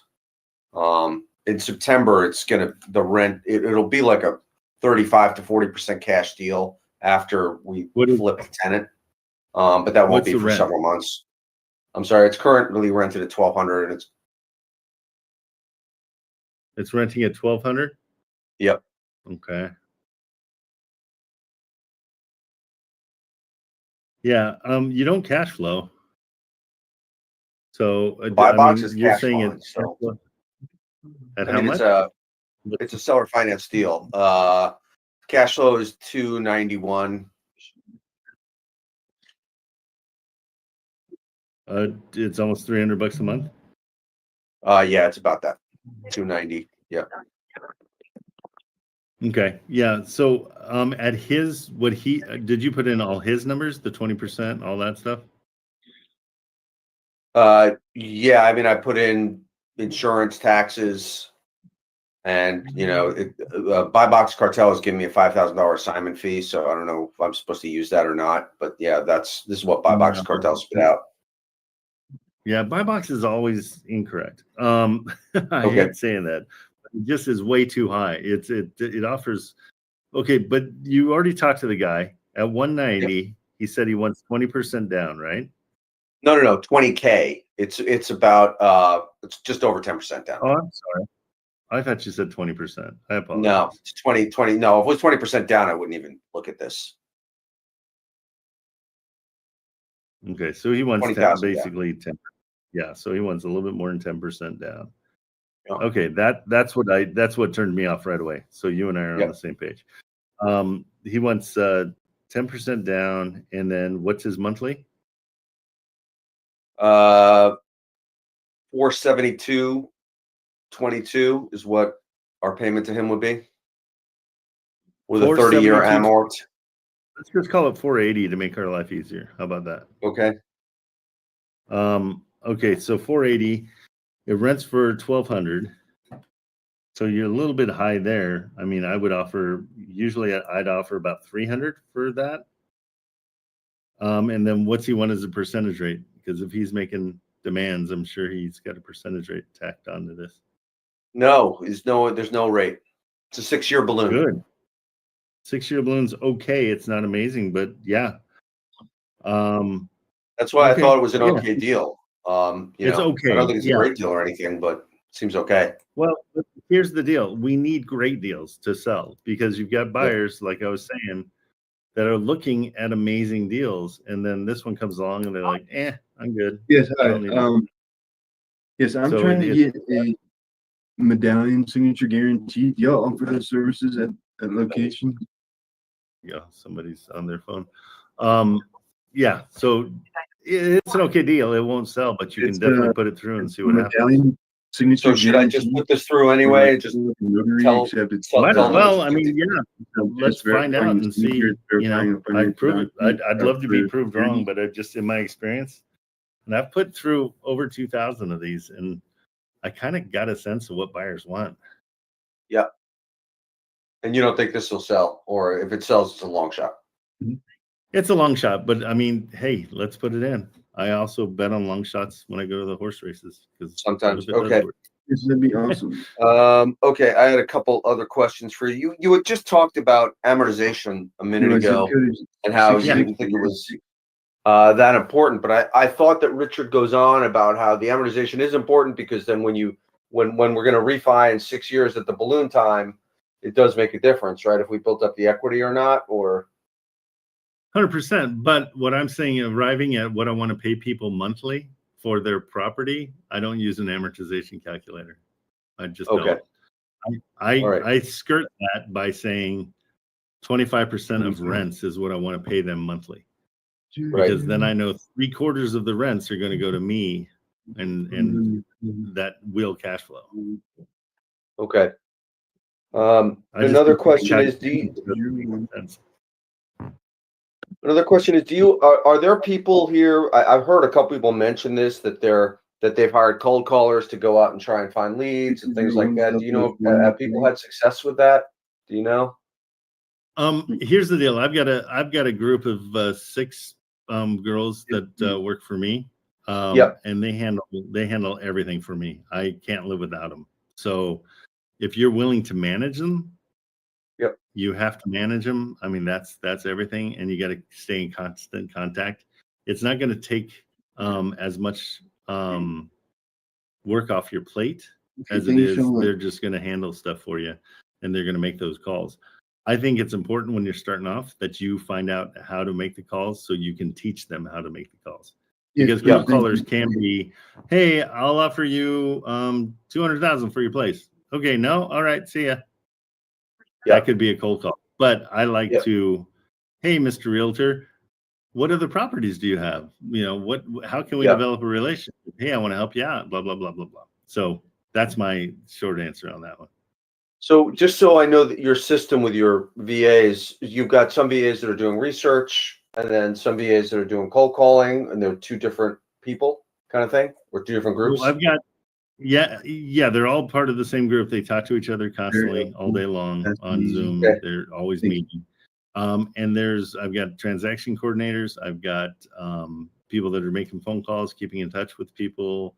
I've got administrators that handle my stuff and help me out. I've got TikTok and social media people. So yeah, it's a whole team, and it takes a while to get them going. I mean, we were probably 6 months in before we got a good cadence and got going. Yeah, I saw notes in one of the other chats that Garrett had people that he didn't need anymore, but that he recommended, that I think were doing research for him. And I contacted one of them, and they sound okay, but they only do the research side. So they only I guess they just pull leads and recommend what leads to call. They don't do the cold calling themselves. So I guess I would need another agency to do cold calling, unless I just call these leads myself. And I didn't know what the success ratio was if they just prep the leads. I guess it's a higher success rate than just calling brokers blind, but. Yes and no. I mean, if you develop a relationship with a broker, you're going to be doing way better than cold calling. My feeling. I mean, it is a numbers game, but I also make it a relationship game. In any business, the more networking and relationships you have, the better your business is going to be. Yeah. I mean, my issue is I just don't have tons of time to make call agents all day. I mean, I've been calling when I calling through the system, going through calling a lot of agents. So few of them answer the phone. Few of them. And that's why I was wondering, should I hire one of these VAs to do some research? Yeah, absolutely. And they can set up calls for you. Hey, realtor, I'm going to have my boss get a hold of you. Is 2 o'clock a good time? Is 1 o'clock a good time? That's a great way to go. Okay. But then in their eyes, you're 100% just an investor. So if that's what you want to be. If I want to be what? They'll consider you an investor, and so sometimes that is a detriment, because sometimes they don't like investors. They think that they're I see. Yeah. So again, it's a relationship game, 100%. Right. Okay. All right. Thank you very much. Absolutely, happy to help. Take it easy. Okay, Jenna, what do you got an update? I do have an update. So the other one, I sent you a direct message with the forms that she had sent me to sign. I would like you to review those, please, and let me know if I need to sign them so that she can present the deal. Okay, let me check and see. And she advised me that she would have a 3% commission for her being the realtor of it. On the seller side. Mm-hmm. Okay. And so she was willing to present the offer to the seller. She just has to talk to, I guess she's not the true realtor of the 602 Viendo property. So she's talking to him to see if he can give her ownership of the property to work something out there, is my understanding. The other one she wasn't interested in, the sub 2 offer she wasn't interested in. And I did find out more information for the third property. I confirmed the price at $185,000. It does cash flow, and they're on a brink of a foreclosure. Oh, good. We like that. That's solid. Okay, I was reading this. This is her trying to get 3% from you, just so you know. You know how you can tell? The very top of it says residential buyer / tenant representation agreement. So she And wants that's to why I was asking you about it, because I have never seen that before. No, she's trying to get 3% of this deal out of you and say, hey, thanks so much, but I don't need representation. I can represent myself. Okay. That's and all you have then to with do. with both About it. forms? Yeah, exactly. So yeah, the other one is just letting you know what their services are, and you don't need their services. So say thank you so much, but I don't need this. Okay. Makes sense? It makes perfect sense. That's why I didn't sign it yet. I was just like, let me ask Trent. I don't know. Hey, and ever if nobody's available, just throw it into chat GTP. Copy and paste the entire thing and ask the question, hey, is this beneficial for me? I am the buyer in this situation. And it will go through and it'll be like, well, if you want the broker to, take 3% of the deal, then yeah, it's a good thing for you because you get representation. But then you'll, So lose out on some it money. was right, and it was right at the top where it says this is a broker agreement for the buyer. So that Gotcha. lets you know. All right. Gotcha. So then just go back to her and let her know that I don't need the representation. I just need her to present the offer. Yeah, exactly. Say, oh, thank you so much. I don't need representation. You can, I'm totally good, but please present the offer. If she says no to presenting the offer, that's not right. She has to present. Okay. Gotcha. So, I will do that then. Okay. Thank you. Thanks, buddy. Sure. Have Thanks, a good buddy. All right. Thank you, Tanner, buddy. what's up? What's up? Okay, really quick. I just want to send this to you right now. It's You're on mute. Oh, you're on mute I'm on on my mute. side. Let me get you. Oh, Hold really? on. Gotcha. Now I got you. You're no longer mute. I can hear you, Tanner. Oh, it is? I don't know.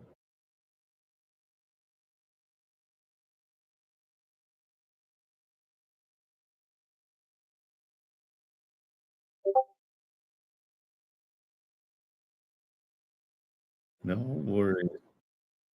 All right. What can I do for you?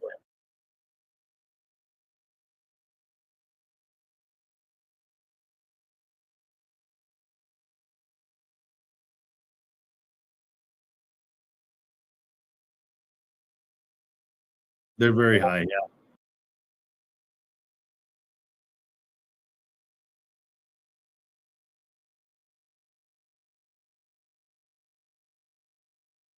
the duplex in Kansas City, Missouri that currently, it's actually, it looks pretty nice, to be honest with you, from my point of view.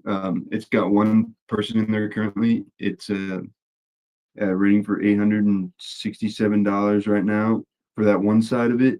And then when the other side's rented, total will be about like $1,650. Okay. Cash flow. And then, so And I guess, go ahead. What are they asking for here? Let me look it up. What are they So asking? the ask is like, I think it's 225,000. But that's the offer that Bob Box Hotel is going to spit out. It's like going to be like 157, I think. Yeah, So cash offer? Yes, that was a cash offer. And then And it's a duplex. That's great, yeah. It's a duplex. And it needs some work. It needs a little bit of work, yeah. Okay. And so here's the deal. We know right off the gate that it doesn't cash flow, right? It does not. Currently it doesn't, or at 225 it would not cash flow. At 225. The reason I know that okay, is okay, gotcha. their asking price. So that's where you want to come at these guys, is just say, hey, at your asking price, this really doesn't cash flow for investors. You know what I mean? What was that? Right. Hit him with the pick. I haven't been able to get this lady on the phone. Like, it's just been back and forth text messages, and it's kind of a pain in the ass because things get misconstrued, and because there's no you got to hammer Just you got a hammer to. I called her like on the twice. phone. I'm about to call her again. So basically, I was gonna do the check. I was gonna do the checkmate pitch. Yeah. Yeah. So there's one loan though, so they don't own it outright. They Okay, have they a don't? balance of 140. Okay, because PropWire PropWire has been really just giving me the fucking runaround. Okay, hey, I don't cuss in my live. Oh yeah, streams at all, I'm so okay? sorry about that. I don't know where that's coming from. Yeah. No worries. Yeah, by PropWire they updated it and it's just not as efficient, I feel like. Okay, well, if you DM me, I'll give you an alternative that might be something you like. It's cheaper than PropStream, but I can't say what it is on here. I apologize, and it might make your life a little easier because does it start this with one's an X by chance? What's that? Does it start with an X? Okay, all right, I'll send awesome. it to you. No, it's not X leads. I'll send it to you and show you. And it's got 7 days, so you can check it out and see if it helps you. You're saying that it's showing how much of a mortgage or how much of a loan on it? So it shows that they still owe 114. 114,000. So this is a hybrid deal. And so if you're gonna do this, you got to break it up a little bit. All right. So let me just see what the hybrid here is. So the offer price is 225. Let's see what we can do to make it work. How much equity do they have? The equity is going to be decided on how much this is worth. They think it's worth 225, but we got to get some comps and see. Let's see. I don't really like this one. So I got to get rents in here. And the rents are 1,600. Yeah, when it's all rented out, it'll when that other half is rented out, it'll be 60, a little over 1,600. Okay.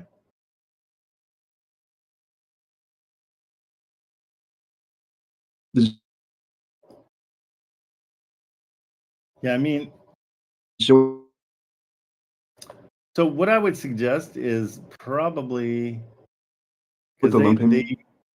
They're gonna need mortgage payments 577 and 1,600. Yeah, that's gonna be a tough one because I would do a seller finance. I would only offer $400 a month, but they've got more than that on their loan. They've got 600 on their loan. Okay. So there's going to be.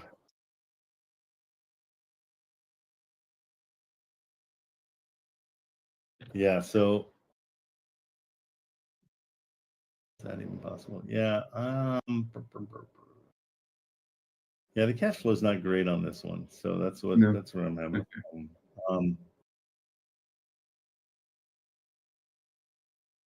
So alternatively, what would you think don't know about? how much this. We gotta figure out what it's worth. Let me just run some comps real quick. Okay. So the way I do quick comps is I just look at the neighborhood on the map on Zillow. So go to Zillow and go down, and there's a map down there with all the squares. Yeah, the one that's all the way down near the bottom. Where is it? Where is it? So you don't use the similar homes because in the similar home section. Yeah, I just do. Yeah. So just like looking at neighbors and stuff, they're way overpriced. If you just look at the whole neighborhood,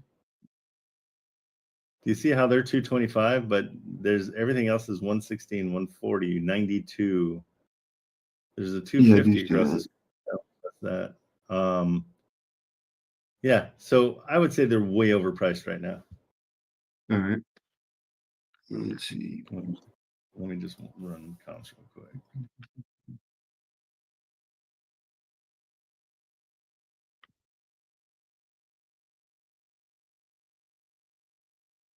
So cash flow is about.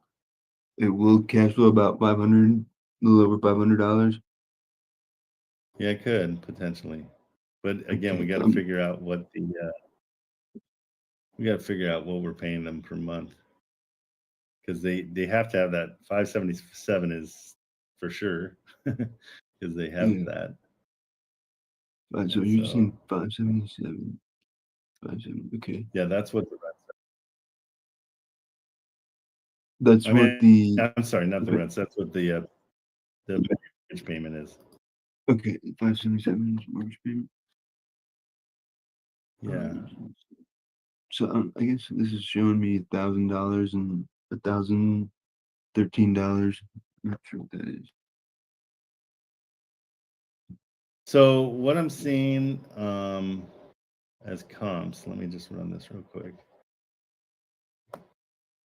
The comps are going to be, there's one that's 200,000, so that's close. But the other comps, 90,000. Ooh, that's rough. Is it a duplex by chance? Oh, you're right. That's not a duplex. So, and then 165, 150, 130. So what, I guess what I'm getting at is I would come to them and give them a low cash offer.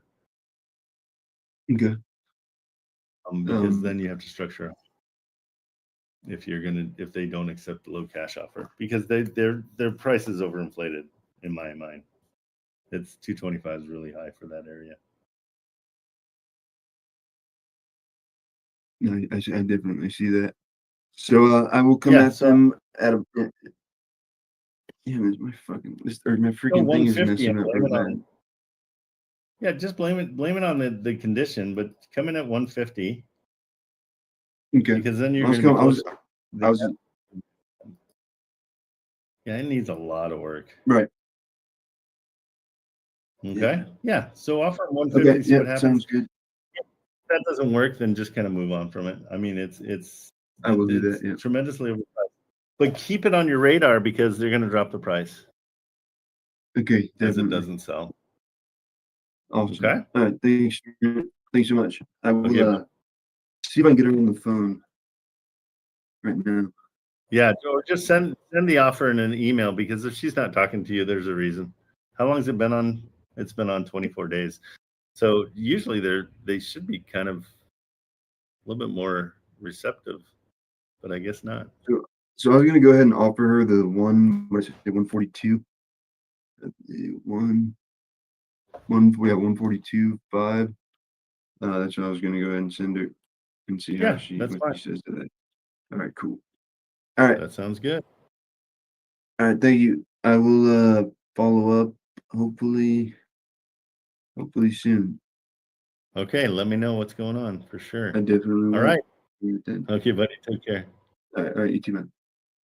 Hey, Manny, what's up?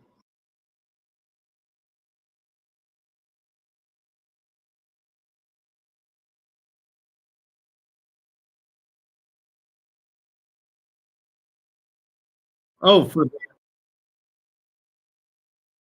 the Discord? Oh, sweet. Okay, good. Yeah, what can you tell us?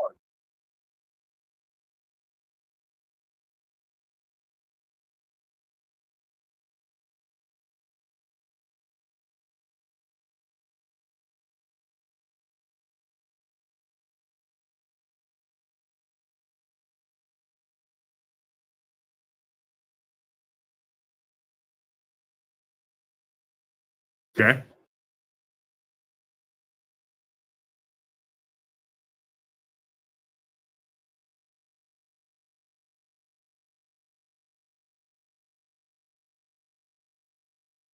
Yeah. Yeah, tell us. That'd be great. Oh, wait, Manny, a lot of people can't hear you. Is that okay? Somebody hears you. Two people aren't hearing you. Let's just make sure that you are a little bit. I mean, you're kind of breaking up a little bit, so I don't know if you can close down something or okay.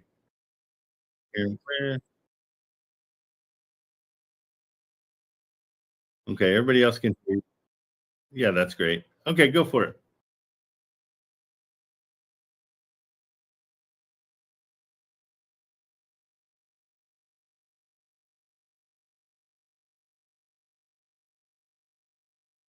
Yep, go for it.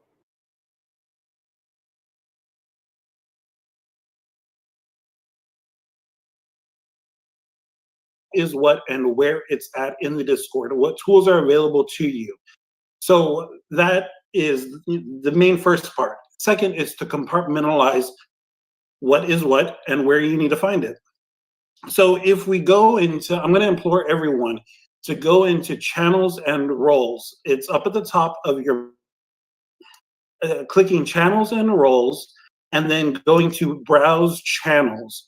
You're going to see that this opens up every single folder available with every single line item. There are checks on the right-hand side. Check absolutely everything. You're going to see new students, Discord video. Just go through that entire list. It's a ton of them. Check, absolutely anything and everything, so that you kind of get the flow, understand the flow, the structure, the outline of what this revamp is. And once that's done, you'll notice that we've compartmentalized the information. And by doing that, we've structured it to be in a section for Section 8 items. Fix and Flips have its own items, seller finance, and mortgage takeover. So in that mortgage takeover is absolutely everything you need to, all the trainings, the phone calls, the emails, everything is consolidated, compartmentalized to that folder. So whatever deal type you're working on is in that folder. So once that's established, then you can go back into channels and roles and remove anything that you don't need. For example, me as a new student, all due respect to me as being in here for a while, I'm not interested in new student, introductions. So I'm going to uncheck that just to hide them. Anything regarding Section 8, I don't work with Section 8, so I'm going to hide that. And that's going to reduce my menu tab and really tailor my menu tab to exactly what I need and what I'm getting out of this group. Great. In addition to that, the browse channels is huge. Yeah. In addition to that, it's going to be important to also remember that everything, for the most part, everything is going to now be hashtagged. So in the comment section of any of these lives or the homepage, you could just comment hashtag Garrett sub2 or hashtag Garrett gets, or I'm sorry, hashtag get started, hashtag phone recordings, like anything and everything is hashtagged. On the, whenever you type in hashtag contracts, on the right of that, you'll see for Section 8, for fix and flips, so it's categorized based on the deal type that you're working on. Okay.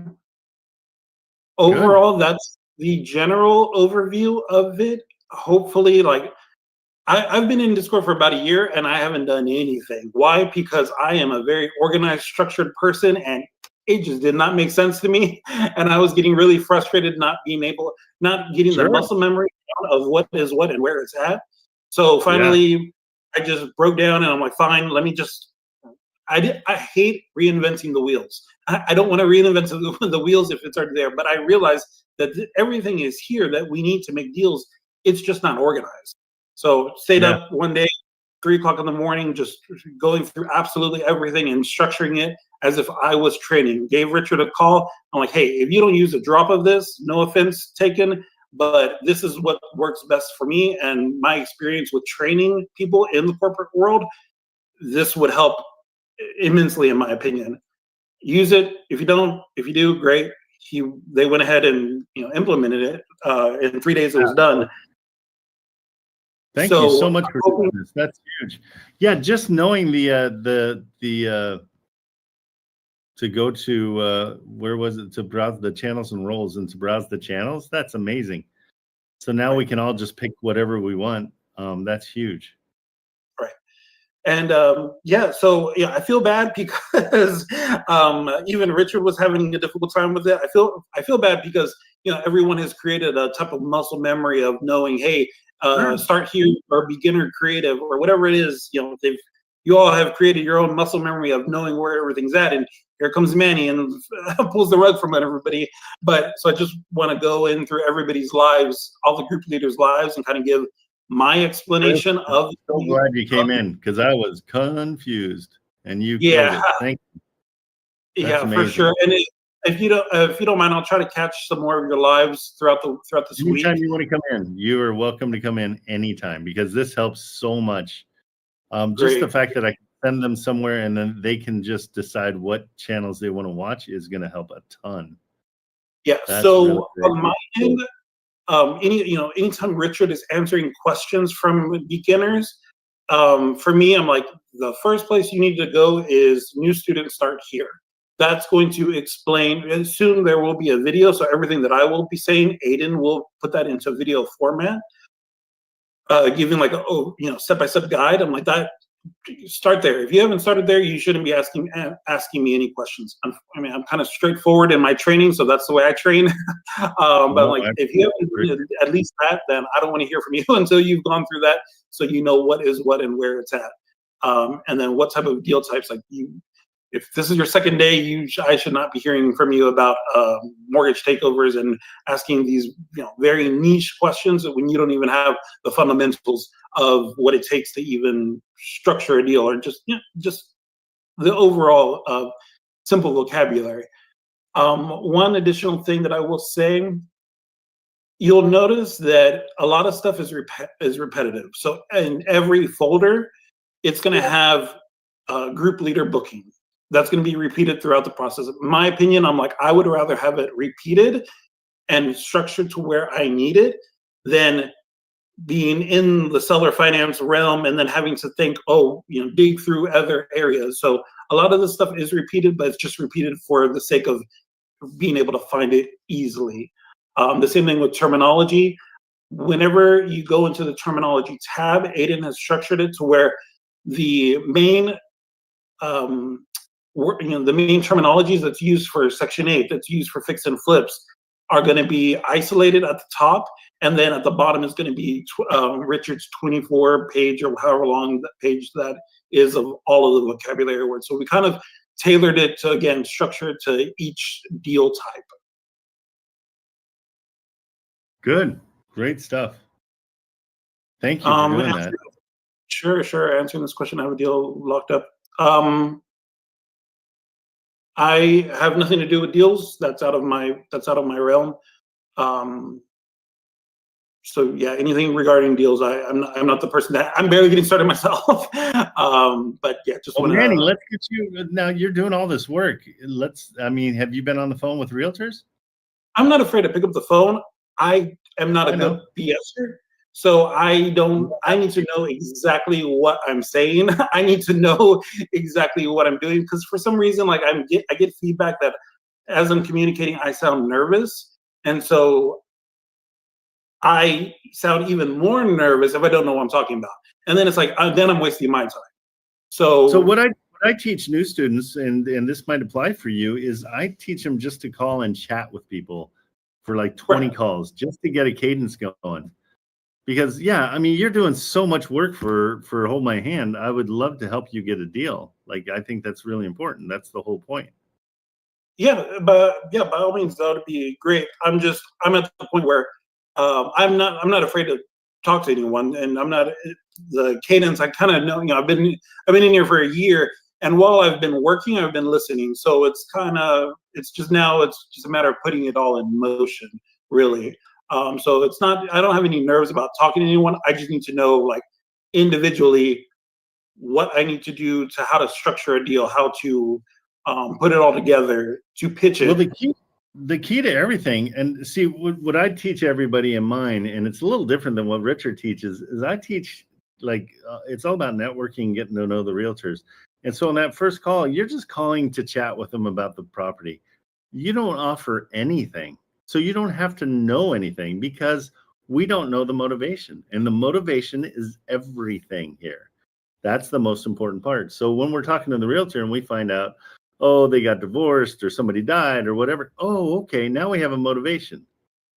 And so we say, hey, Mr. Realtor, we're going to just give you a call back in about an hour and a half. I'm going to run some numbers and I'm gonna give you a reasonable offer that is well thought out and that has credibility.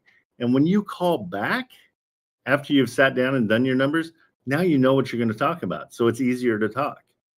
And they think you have way more credibility because you took the time to thoughtfully come up with a deal.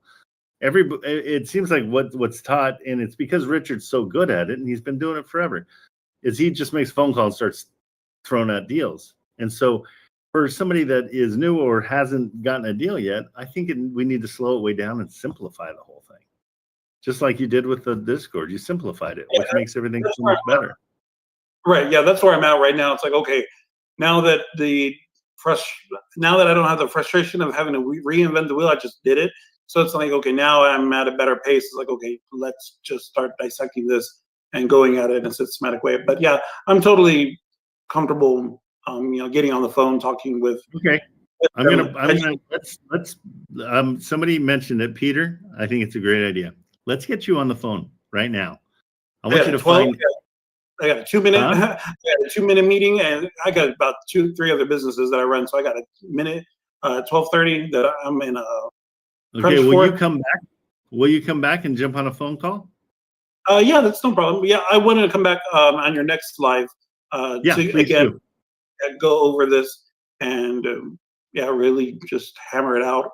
So any other students that might have missed it, letting them please come back anytime, Manny. I can't even tell you how much I appreciate what you just did for us, because Thank you. A ton of work. I know it's a ton of work, but just being able to send everybody to channels and roles and saying, hey, click the ones you don't want, like get rid of those, so it simplifies the ones that you use. Sadly, I just clicked them all because I know I'm always looking for. Sorry, hard stop, gotta go. I hate to interrupt you, but I got 1 minute for my phone call, so I gotta hop off. But I'll see you on your next live. All right, take care. Thank you so much. We appreciate it. Wow, that's great. That was cool. Okay, guys, let's go to Tyler. What's up? What's going on, Trent? How are you? Can you hear me? Good. What's up? Yep. You loud and clear. Yeah, nothing much. All right, cool. I DM'd you a quick deal that I had in Birmingham. I wanted you to take a look at. It is a cash deal. It doesn't make sense to take over payments. It would, but the interest rate's too high. 2023 loan. Okay. But as a motivated seller out of state, I got him down like 75% from list without even throwing an offer out. So it was listed for 125. Now it's 120. And she told me they would take 90 if we can move quickly. So I just want to go back to her with a good number. Yeah, what's the rent? Try to get it locked up. Rent's currently $1,200. And one of the renters has been in there for a long time.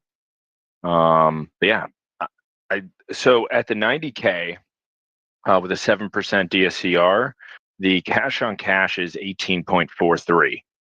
Correct. The number I was looking at was to get it for between 80 and 84, with 84 kind of being the highest. I think that puts me at 20.5.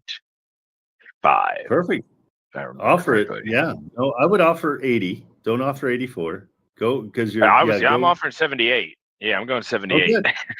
Okay, perfect. Yeah, but I just know my MAO would be 84, and I just wanted to see if. I think you're great, because right now, I mean, you're cash flowing and you're at a high cash flow, which is great, and that's sellable. So absolutely. Yeah. At the 90, the cash on cash, 18.43 at 5,000 assignment. So if I take the assignment out, I think it's at 20. What is the cash flow? I'm sorry, not what does cash flow. I meant do they have a mortgage or no? Yeah, and so that's really where I think that the least amount they could take without owing money is the low 80s. If I look it up, I think they owe. What? What about sub 2? Why not take over the loan? 6.3% interest rate. But it doesn't matter really at that. I mean, it's such a small. How much?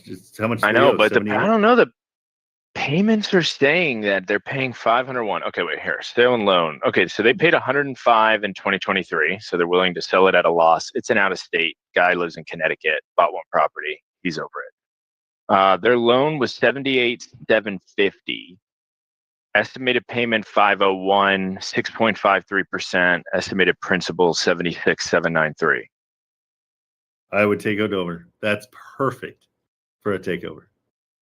You think take that over? For nothing. Okay. Like, hey, you want me to get rid of your nightmare? I'll take it. I'll take over your mortgage. I'll even suffer with that interest rate, and I'll give you nothing. We'll just move on. How's that sound? Yeah. Okay.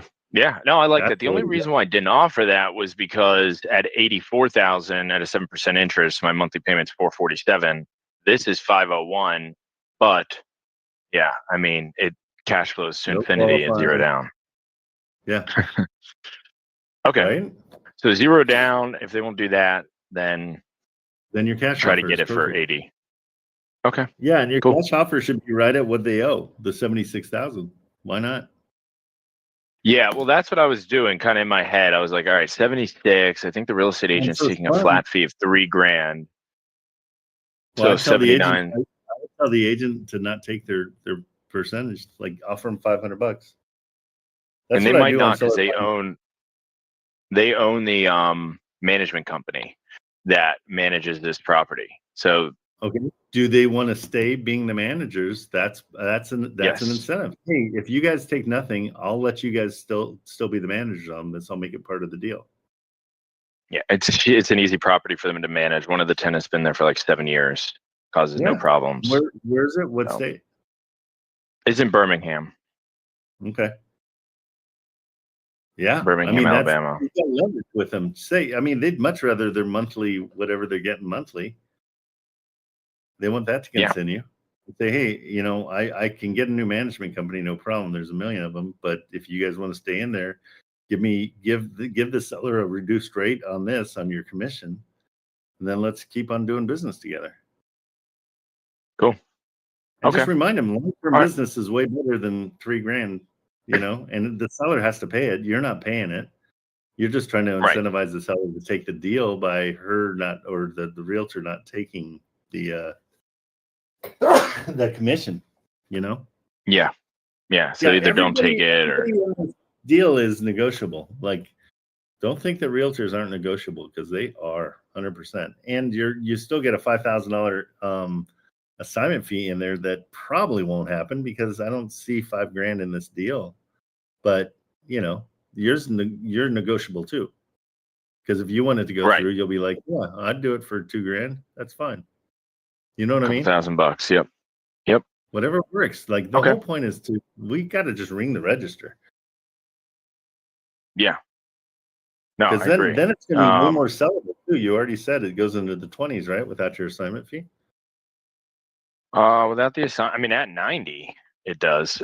With my assignment fee at 84, it's in the 20s, 20.5. Right. So that's sellable. Like, that's the whole point. You want to make these sellable. So don't, And again, your assignment fee is going to be completely determined by the buyer. Right. Of course. Yeah. I just kept that in there just to kind of play around with it. Like, when does it get to 20%? But yeah, at 90,000, zero assignment fee is 23%. Right. So it would probably sell for like 88, 89. Right. Yeah. And so yeah, let's take it over. Take over that mortgage for sure. That's a great deal. Yeah. Okay. All right. I'll give her a call. All right. Good deal. Thank you. Later. All right, guys. It is 10:30. I've gone a half hour over. I don't know. I guess nobody else comes in today. I'm going to be back tomorrow, and then I'll get to all you guys. Let me know if any of you guys need me to. If you want to DM me, I can send you that easier way of doing things. If you guys want it, I'm more than happy to do that. Somebody got a free house. Way to go, Mike. Okay, bring it to me tomorrow. I want to hear about it. Okay, guys. That is it for me today. I got to get to my stuff. I got another house closing soon, so we're gonna get it done. All right, take it easy. See you tomorrow.